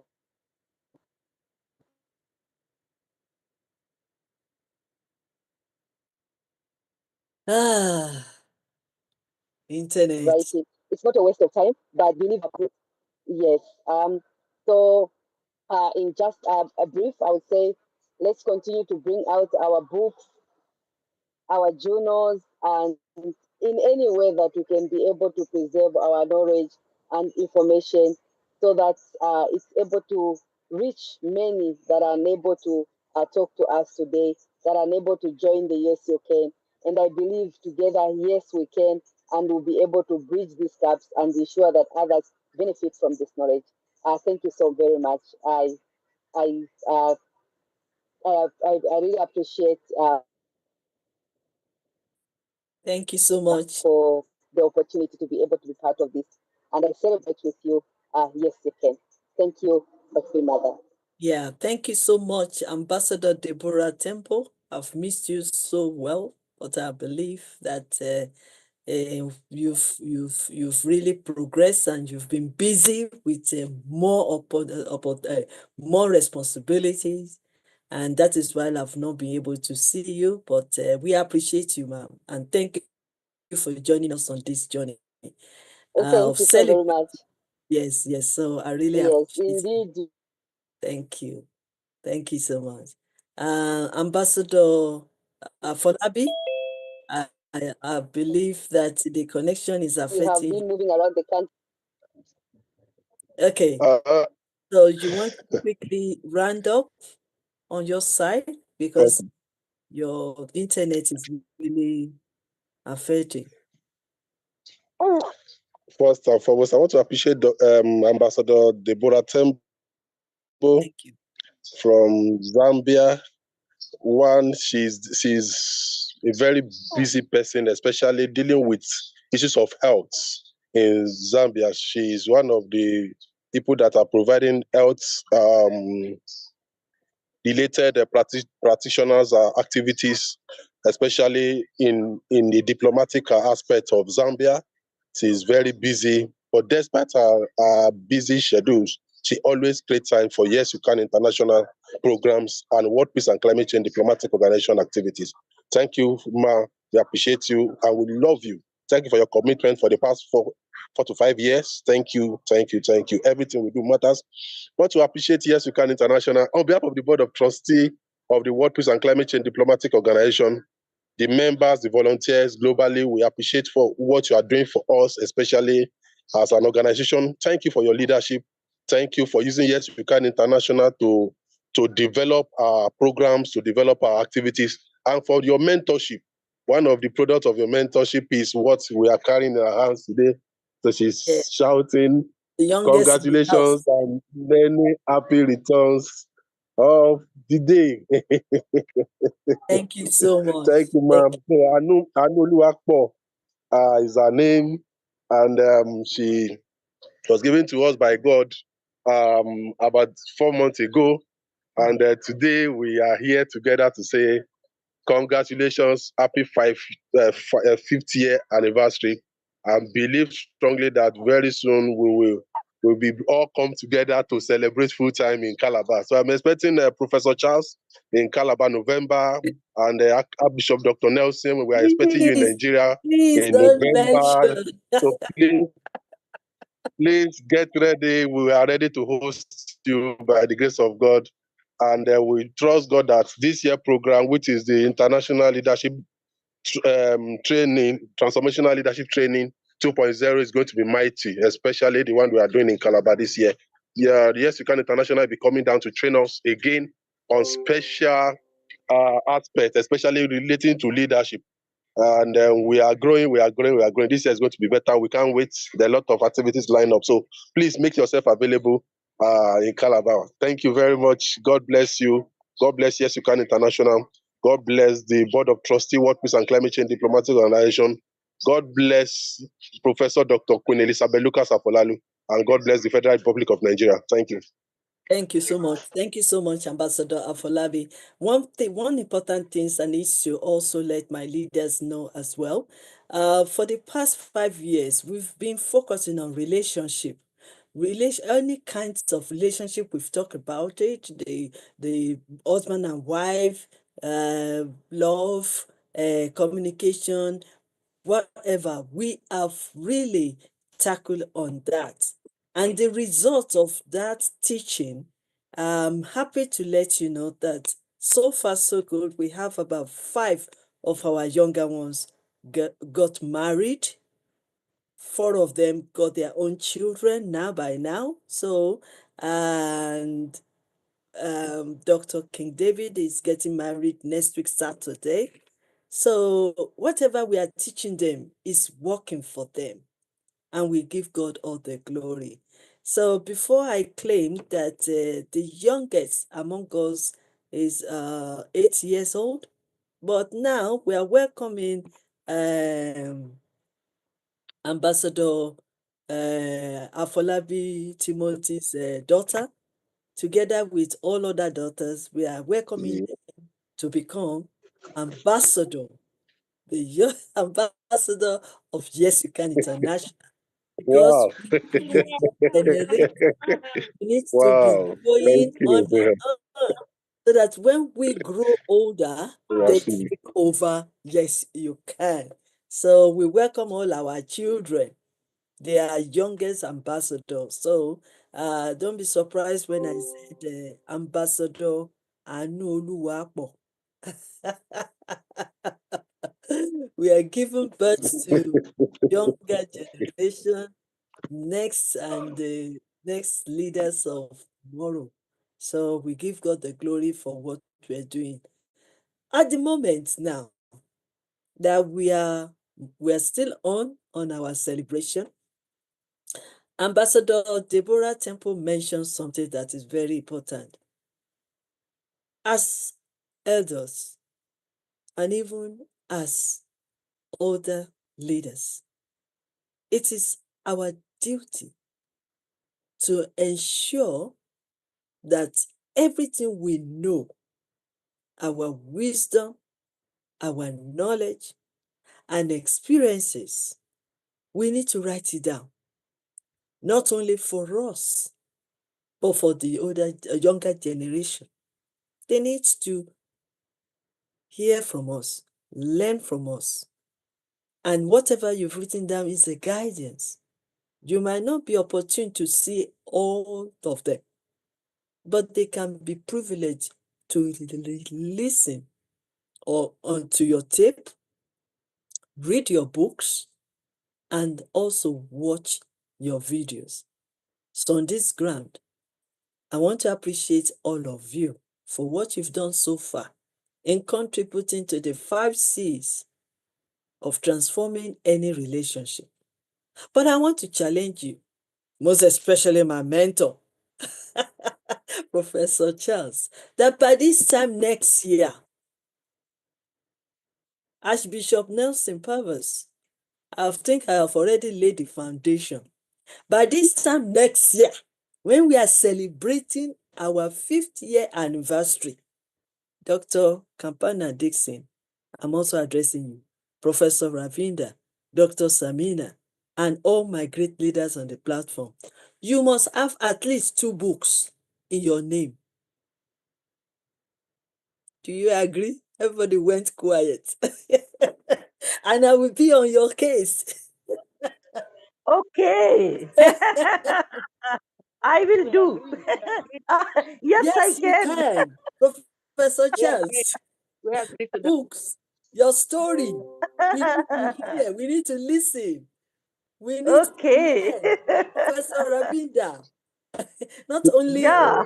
research papers. We want to hear your story in the book. Dr. Gold. Yes, I can. Our Excellency, former MP of UK, you've written 2. Next year, you're writing 10. 10 books. Okay. I will write now. on. Counting from I now, want to. September 20 to September 2026. We are going to launch all your books here for our 6th year anniversary. I believe you all agree with me. I will be knocking your doors. Write your story, all your achievements. Don't keep it to yourself. And it will be my 67 years. Yes. Wow. Yeah.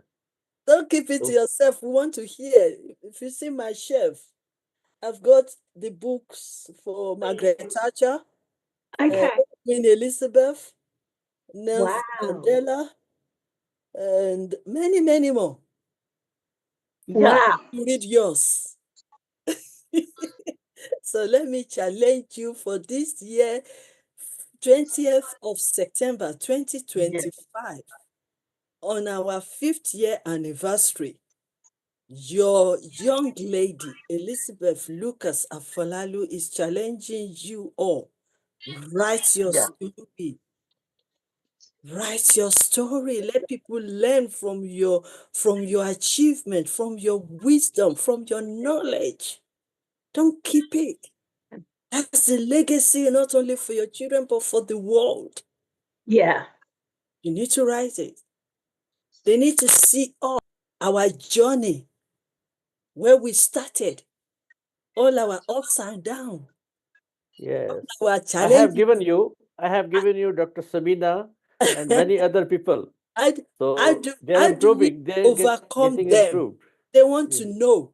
I want to know. I have written 2 books. How do you achieve? Yeah. How do you overcome them? Where there is life, there is hope. Yes. So you can always share that with people. I have written 2 books. I don't know about 10, but I'll see if there's another one in there. But I absolutely agree with you, because you need to encourage the next generation, because they will go further and higher than we now are. Yes. It's like a relay race. So I can write and pass on the knowledge, and then you will pass it on further. So it's legacy. Yes. I agree And with you because completely. of that, on today's program, 5th anniversary Thanksgiving, this Yes You Can International, we have launched something genuine that will support every one of you. Yes, You Can International Publication. Thank you. Yes, You Can International Bookshop. So the services is available to you all. Write your story. If you need help in any area, Professor Charles, I'm referring to you. In any area, please contact us. Let's work together to get your book published. And not only published, to share it to the world on our platform and any platforms, because they need to hear your stories. They cannot write it all because we are still alive, but you can start the pages, the chapters. Let them flow with it. Let them know that life is a journey. And there will always be ups and downs. Yes. How do we overcome those disappointments, those discouragement in our moment of low esteem? How do we overcome it? How do we rise up? As I've said in one of my books, especially, that first of all, it's a comma, not a full stop. Yes. This can be like the rest of your story will be the best of your story. And you are going to do fantastically amazing. Yeah. You are. Yes, you can. You can do all things through Christ that strengthens you. So I want to encourage you all, please. It's time. That's to be one of your legacy. The world is crazy at the moment, but you've overcame a lot in your life. And we need to give back to these young ones so that they will know that, yes, they can overcome it as well. Whatever they're going through, whatever challenges they are facing. You know, the funniest part of it is that if you give them 101 principles for them to follow, they will just laugh because they can Google it. Artificial intelligence can bring them all. You Google everything, you get it. So principle, yes, it's handy, but it's not all. But what they cannot duplicate or copy is your own personal story. Because that is yours. That is your uniqueness. That is your real life. They will cherish that. So that when they are going through one thing or the other, and they listen to you, you heard me saying a little bit of my own story. So they listen to you and say, I'm going through this one. And you've gone through before. So that means if you overcome that one, I can do as well. That is the way to help these children. Some of them, they were lost. They don't know what to do. They thought there's no more life. But there is still life, as I think. But your story will stir them up. We inspire them. We lift them up. We motivate them. We give them hope. And even change their mindset. Change the way they do things. Change the way they behave. So I just wanted to, just to support Ambassador Deborah when she was talking about writing books. Yes. So we have all the facilities. We just introduced Yes, You Can International new brand website. Please visit it and see all the interesting things that we've put in it. www.yyci.org.uk. Brand new. We want to repeat it again. More people. Repeat it again. www. www.yyci.org.uk. YYCI.org.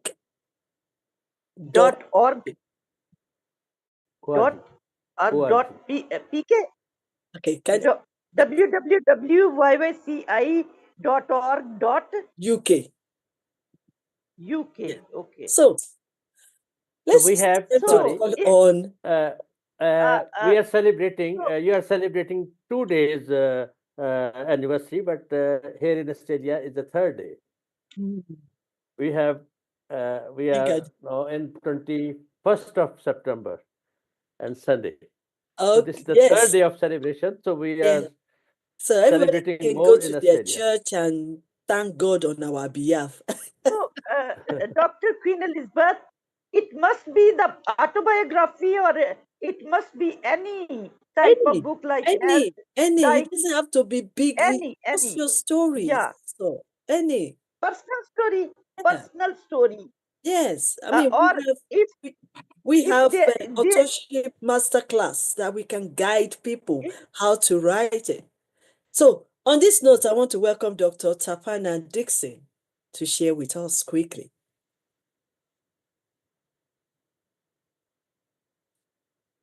Dr. Kapana Dixon.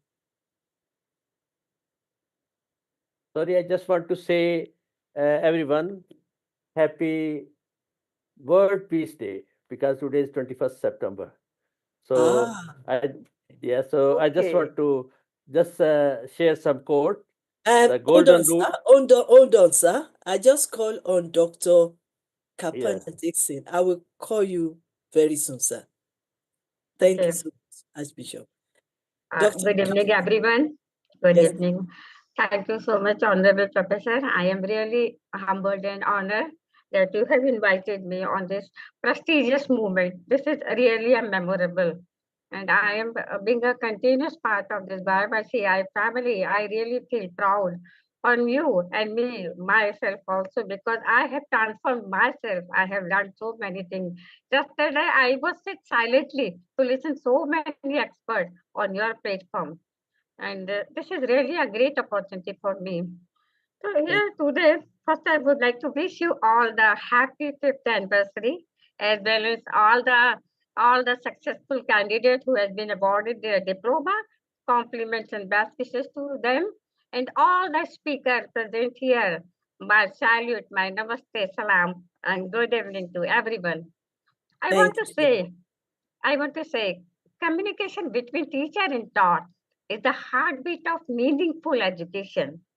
It's not just about transferring the information. It is about building trust, sparking curiosity, and co-creating understanding. This is very important. Here is some structure breakdown. What we can show, the attention span of a learner or audience is not exceed 35 minutes and more. Still, people are engaging continuously. Why? Because of the form or format of the event. There are so many things. There are so many learning concepts are there. So many experts are there. So many language, so many culture. This is the actual transformation of life and personality. The main core dimensions of teacher taught and communications are very much important. Everyone knows they must be verbal, non-verbal, language, facial, gesture, expression, tone, classroom, all shape of perception engagement. But interactive dialogue is most important. In the classroom, when you deliver a lecture, you are not pouring a cup of knowledge. You are just transmitting the information, what you know. You are sharing your knowledge. So interactive dialogue is very much important between teacher and taught. It's all level of whether it's a degree, primary, elementary, or university level. Other thing I want to say that encourage questioning. This is very important. When you communicate with your students, provoke them, boost them, boost their questioning skill, and put some reflective question so that they will go for the collaborative learning. You are not the transformer of the knowledge. You are not a book. You are not a reference book or encyclopedia. You are a teacher. You have to shape the personality. You have to shape the body, mind, and language of the student. So how will you do? You have to encourage questioning, reflection, and boost the encouraging and collaborative learning. Both teachers and taught us doing equal efforts in this type of collaborative learning and sharing knowledge. Other most important thing in the classroom is that when you communicate with your learner, so you must keep your emotional resilience, build empathy, motivation, and teacher always encourage because transformation set what set transformation always set a positive personality. It builds confidence and it brings transformative change in the learning from nursery to university level. So this is very much important. Everyone, I knew very much learned professor. They just go in the classroom, deliver their lecture through PowerPoint, whether it is needed or not, PowerPoint presentation, over lecture, verbal delivery, and undue task or experimentation. You have to select the method and strategy. What is important at this time? What is Thank important? you, Dr. If This- it is lecture, then you should deliver a lecture. If it is experimentation, you should go to the lab and do the Thank you. experiment. Thank It is you. the play Thank way. you so much, If it Dr. is play way Kapana. method, you have to do. Hello, Other, can you round up, yeah, please? Can you round up? yeah, just. Yes. So this is my last I would like to say to all the wonderful teachers present here that you should have clarity, simplicity. Don't do jargon, analogy, and visual in your classroom. Your language must be clear and as per the level of each and every learner of your classroom. You have to focus on every level student also, not the genius also.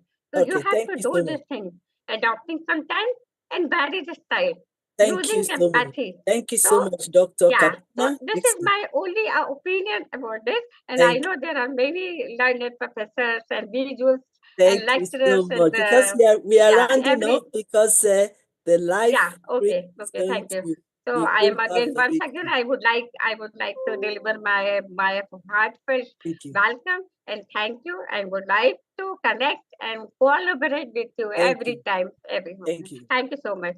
Okay, thank you. Senior Professor, it's your time. But let me just ask, once again. 1 second, sir, 1 second. It's a pleasure once again. Everyone. Please, wait for a second, sir. 1 second. Dr. Pajidipali, after Professor Charles, please be ready to address us. A very great day. Global Diploma Graduation Ceremony, launching of Diploma, ebook, Transformational Leadership Conference, vis-a-vis the power of education in any relationship. We also celebrating 5 years anniversary Thanksgiving Award for the 6th edition of our magazine. It's a great occasion. Not how much to say, but we started yesterday. I want to tell every one of us present here, it's always good to appreciate the glory of God. Just like we are told in Jeremiah chapter 29, verse 11, God has a plan for us, and that plan must come. We making ourselves available. We've all made ourselves available, hence we're able to get all what we got. And we are still making ourselves available because learning is key. Whoever stops learning, I'm telling you, the person is not educated. As far as we're educated people, we keep on learning on a daily basis. Learning builds the person in you. It makes you to look fine. It makes you to look happy. We should cultivate relationships that are not just personally fulfilling, but also serve as a powerful catalyst for achieving greater things together, individually, in academic pursuits, and any other relationship. Not like I said yesterday concerning the graduates who graduated. By the time they stop learning tomorrow, is uneducated the day after. For continuous improvement, feast fast, learn faster, and improve every week by doing the following: spot the feature, define the problem, dig for the root cause, design a tiny test, run it live, check what changed, lock it, and share. Relationship, as we already said, and we keep on saying, includes open and honest communication. It is also a mutual respect and trust, a foundation for friendship, and a shared goal and purpose. These are mandatory for any successful gathering to follow by focusing emotional health and supporting each other's growth individually, and can build a solid base for both personal well-being and shared achievements. Communication and listening are very paramount to understand your partner's perspective, which is the form of bedrock of a healthy relationship in academic pursuits. Resilience is so important.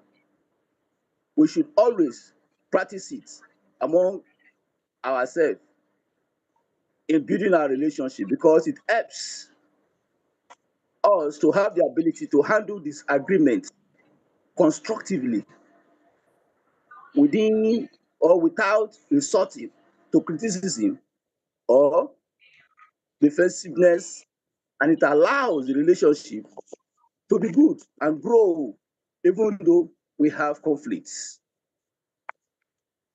It is worth knowing that trust and honesty is necessary to create safe space where both individuals feel valued and secured. In the area of friendship and support, we are to know that it helps us to navigate challenges and provide mutual support and long-term success. In the area of individual well-being, it's also very vital in relationship, because self-love is as important as loving each other. In the area of care purpose, it's also because working together to create meaningful and pursue shared dream give the relationship a deeper purpose and help individuals grow together. All these are key that we must take or do so as to have a good relationship. I give kudos to all the guardians. I give kudos to our sister who God has been using, and we have been supporting her, and God will keep on using her to the glory of God. Who is that person? We all know, an amiable person, a founder, Professor Queen Dr. Elizabeth Lucas Afolaolu. I thank God for you and your family. May God come to strengthen you all. Bless every member that have been contributing to the drastic goodness of our great YYCI. May God continue to crown our efforts and give us good life of health and mind and body, so that we keep on learning. We learn every day. Learning every day makes you younger, make you smart, make you think reasonable, solve a lot of things in your life. Here we are in YYI.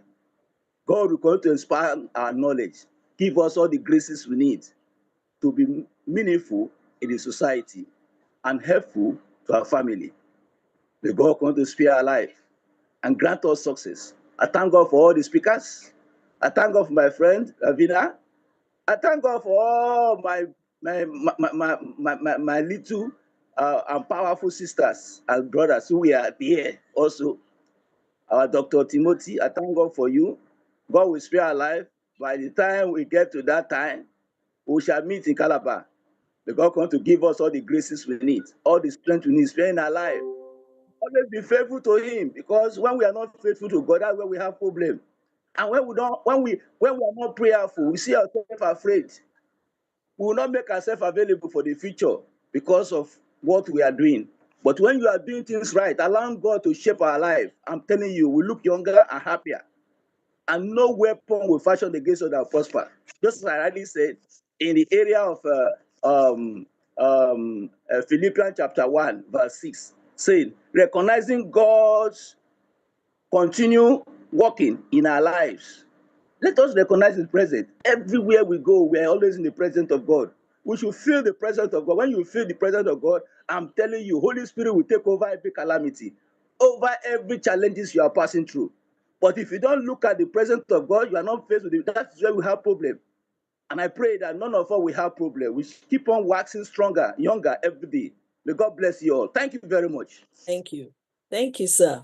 My mentor, Professor, Senior Professor Academician, Charles Ebuara from Nigeria.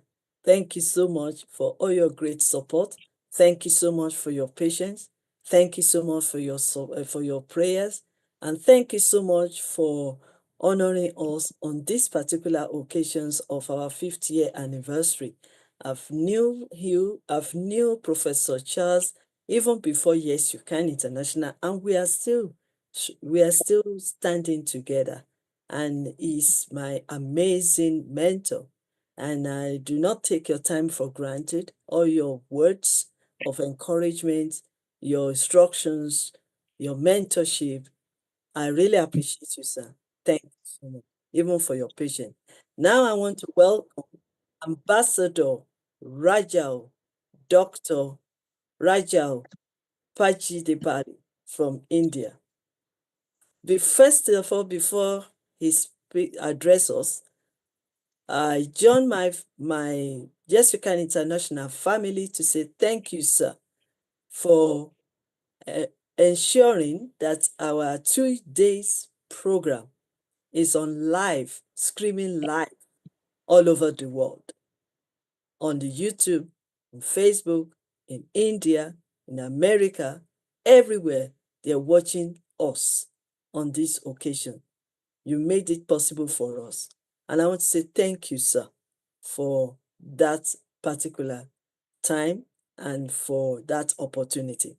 And very soon, in the next 20 minutes or so, we will go off the live, but we will still continue until we all celebrate ourselves and say the grace. So over to you, sir, Dr. Rajal Pachidipadi. Possible to see your face, sir? Okay, I understand. Yes,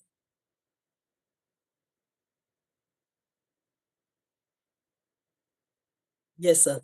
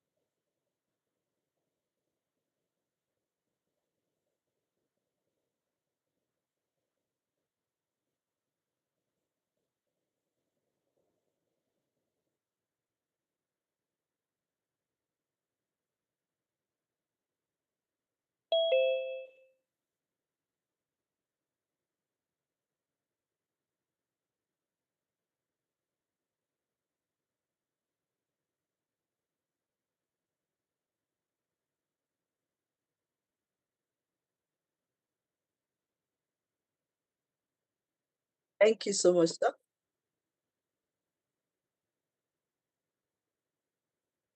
Thank you so much, Dr. Rajao. We really appreciate you, sir. And thank you so much for the great work we are doing out there. God will continue to direct and bless you and also increase you in every capacity to be the great leader like you always do. And we are proud of you, sir.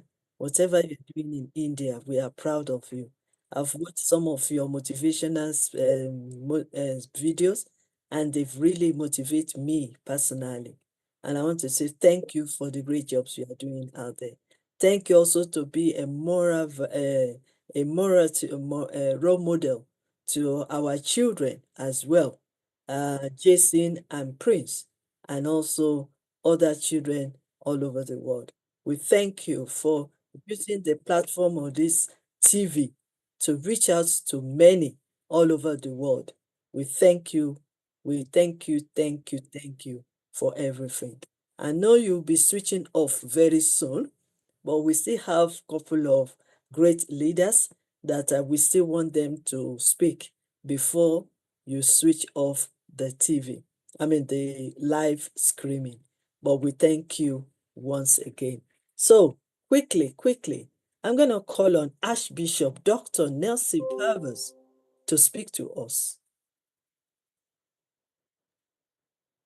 Thank you, my dear Honorable Queen Elizabeth, and my all YYCI families, leaders, ambassadors, teachers.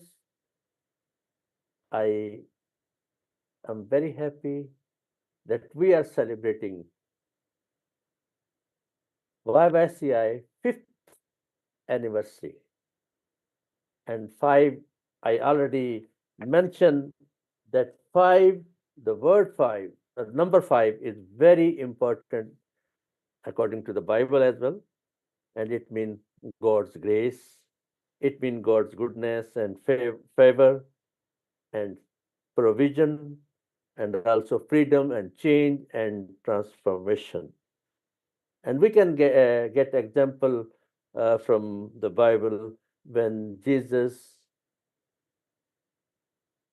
blessed 5 loaves of breads, and it was multiplied, and it was supplied to the 5,000 people, more than 5 people. So 5 is very important. That's a grace. That's a very God's grace for everyone, because we are celebrating 5th anniversary of YYCI.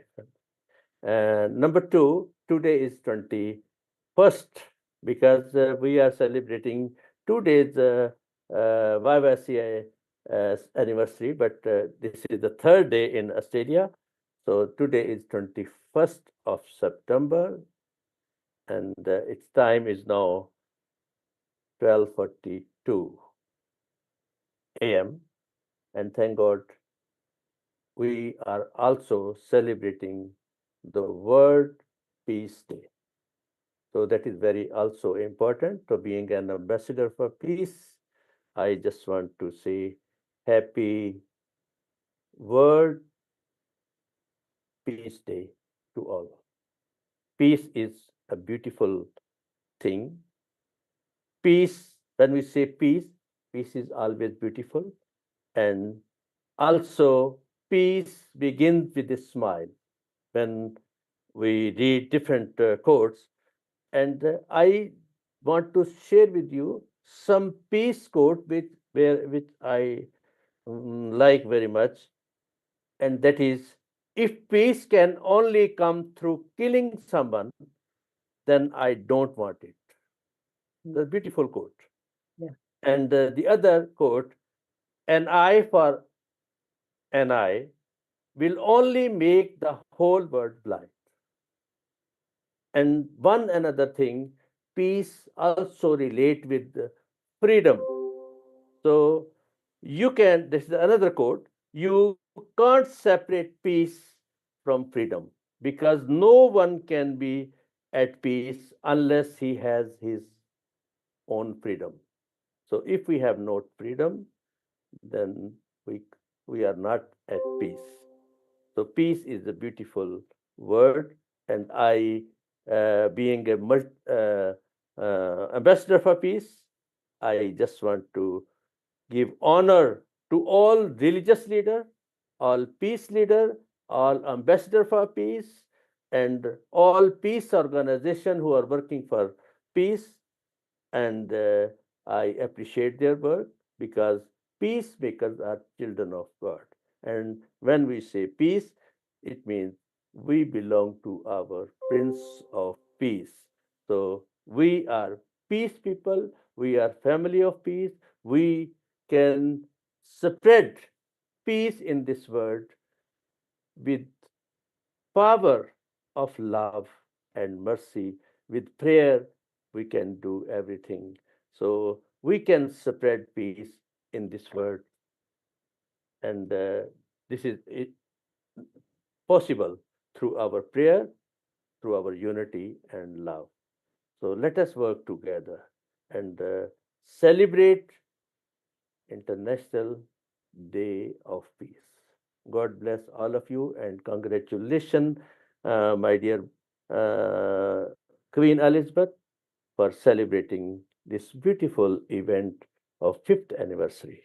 God bless all of you. I pray for you from morning to next morning.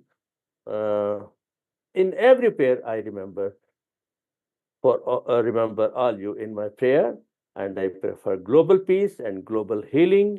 I pray for the people who are in war situation and the difficult situation. I pray for their complete healing and peace in the world.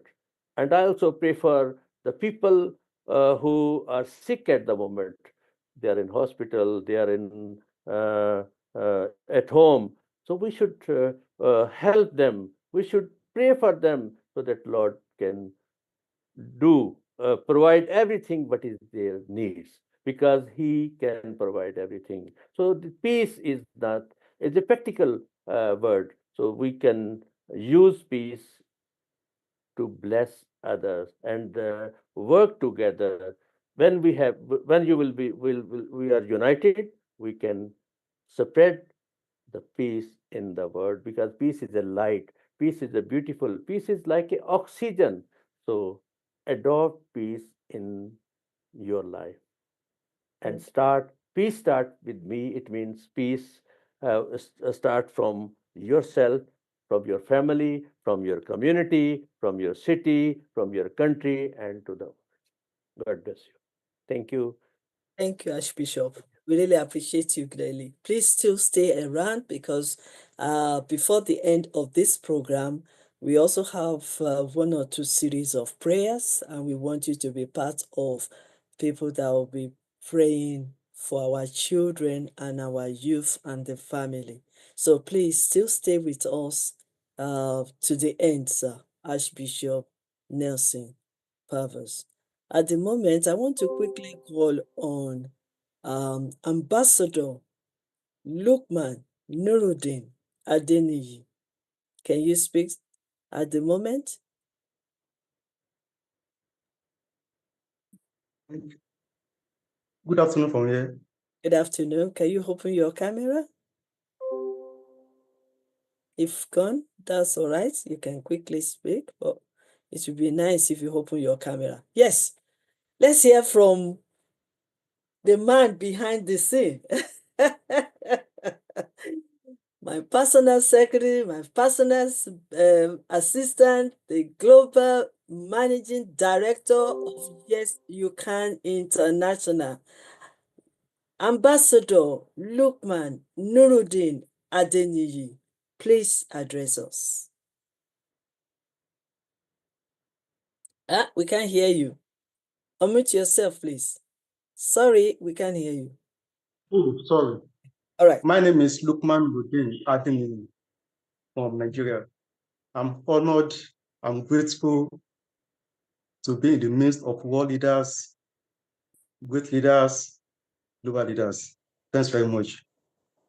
I'm using this opportunity to thank the Almighty God for making this 5th year anniversary of YYCI an attainment, a success, because many things has been planned, many things, yes, have been planned, but unattainable, undone. And thank God that this YYCI anniversary we have been planning for since inception to this moment, yes, it has reached attainment. All glory to God.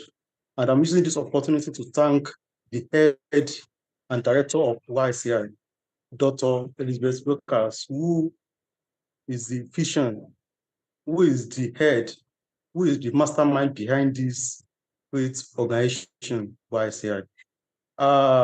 It's a testament of achievement and attainment that we have reached another year. We have reached another time to celebrate this great organization, which has been inspiring and motivating thousands, millions of people, especially youths across the world. And I'm proud to be one of them because since my inception in this great organization, YYCI International, I have seen transformation, because as we go and grow and as the day goes, we keep learning, we keep achieving, and then we keep connecting with great minds across the world. And YYCI International is the home of the discovery. And I'm proud and I'm grateful to the head of the organization, Dr. Elizabeth Brokers, for counting me among the important youths who are gaining from this great organization, YYCI International. And I use this opportunity to thank all the great leaders here from yesterday to this moment who are gracing this occasion with their infallible presence. Thanks very much, and we look forward to seeing you again. Once again, my name is Lukman Udin Adenu. Thank you so much for your impact, your inputs, your hard work, your sacrifice, your commitment.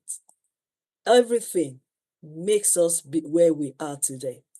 And I want to say thank you on behalf of YYCI International, and on behalf of my family, and on behalf of YYCI International family and leaders. We want to say thank you for all the hard work you've done. We appreciate you dearly. We appreciate that you trust in me to mentor you. Oh, yes, I'm not a very soft leader.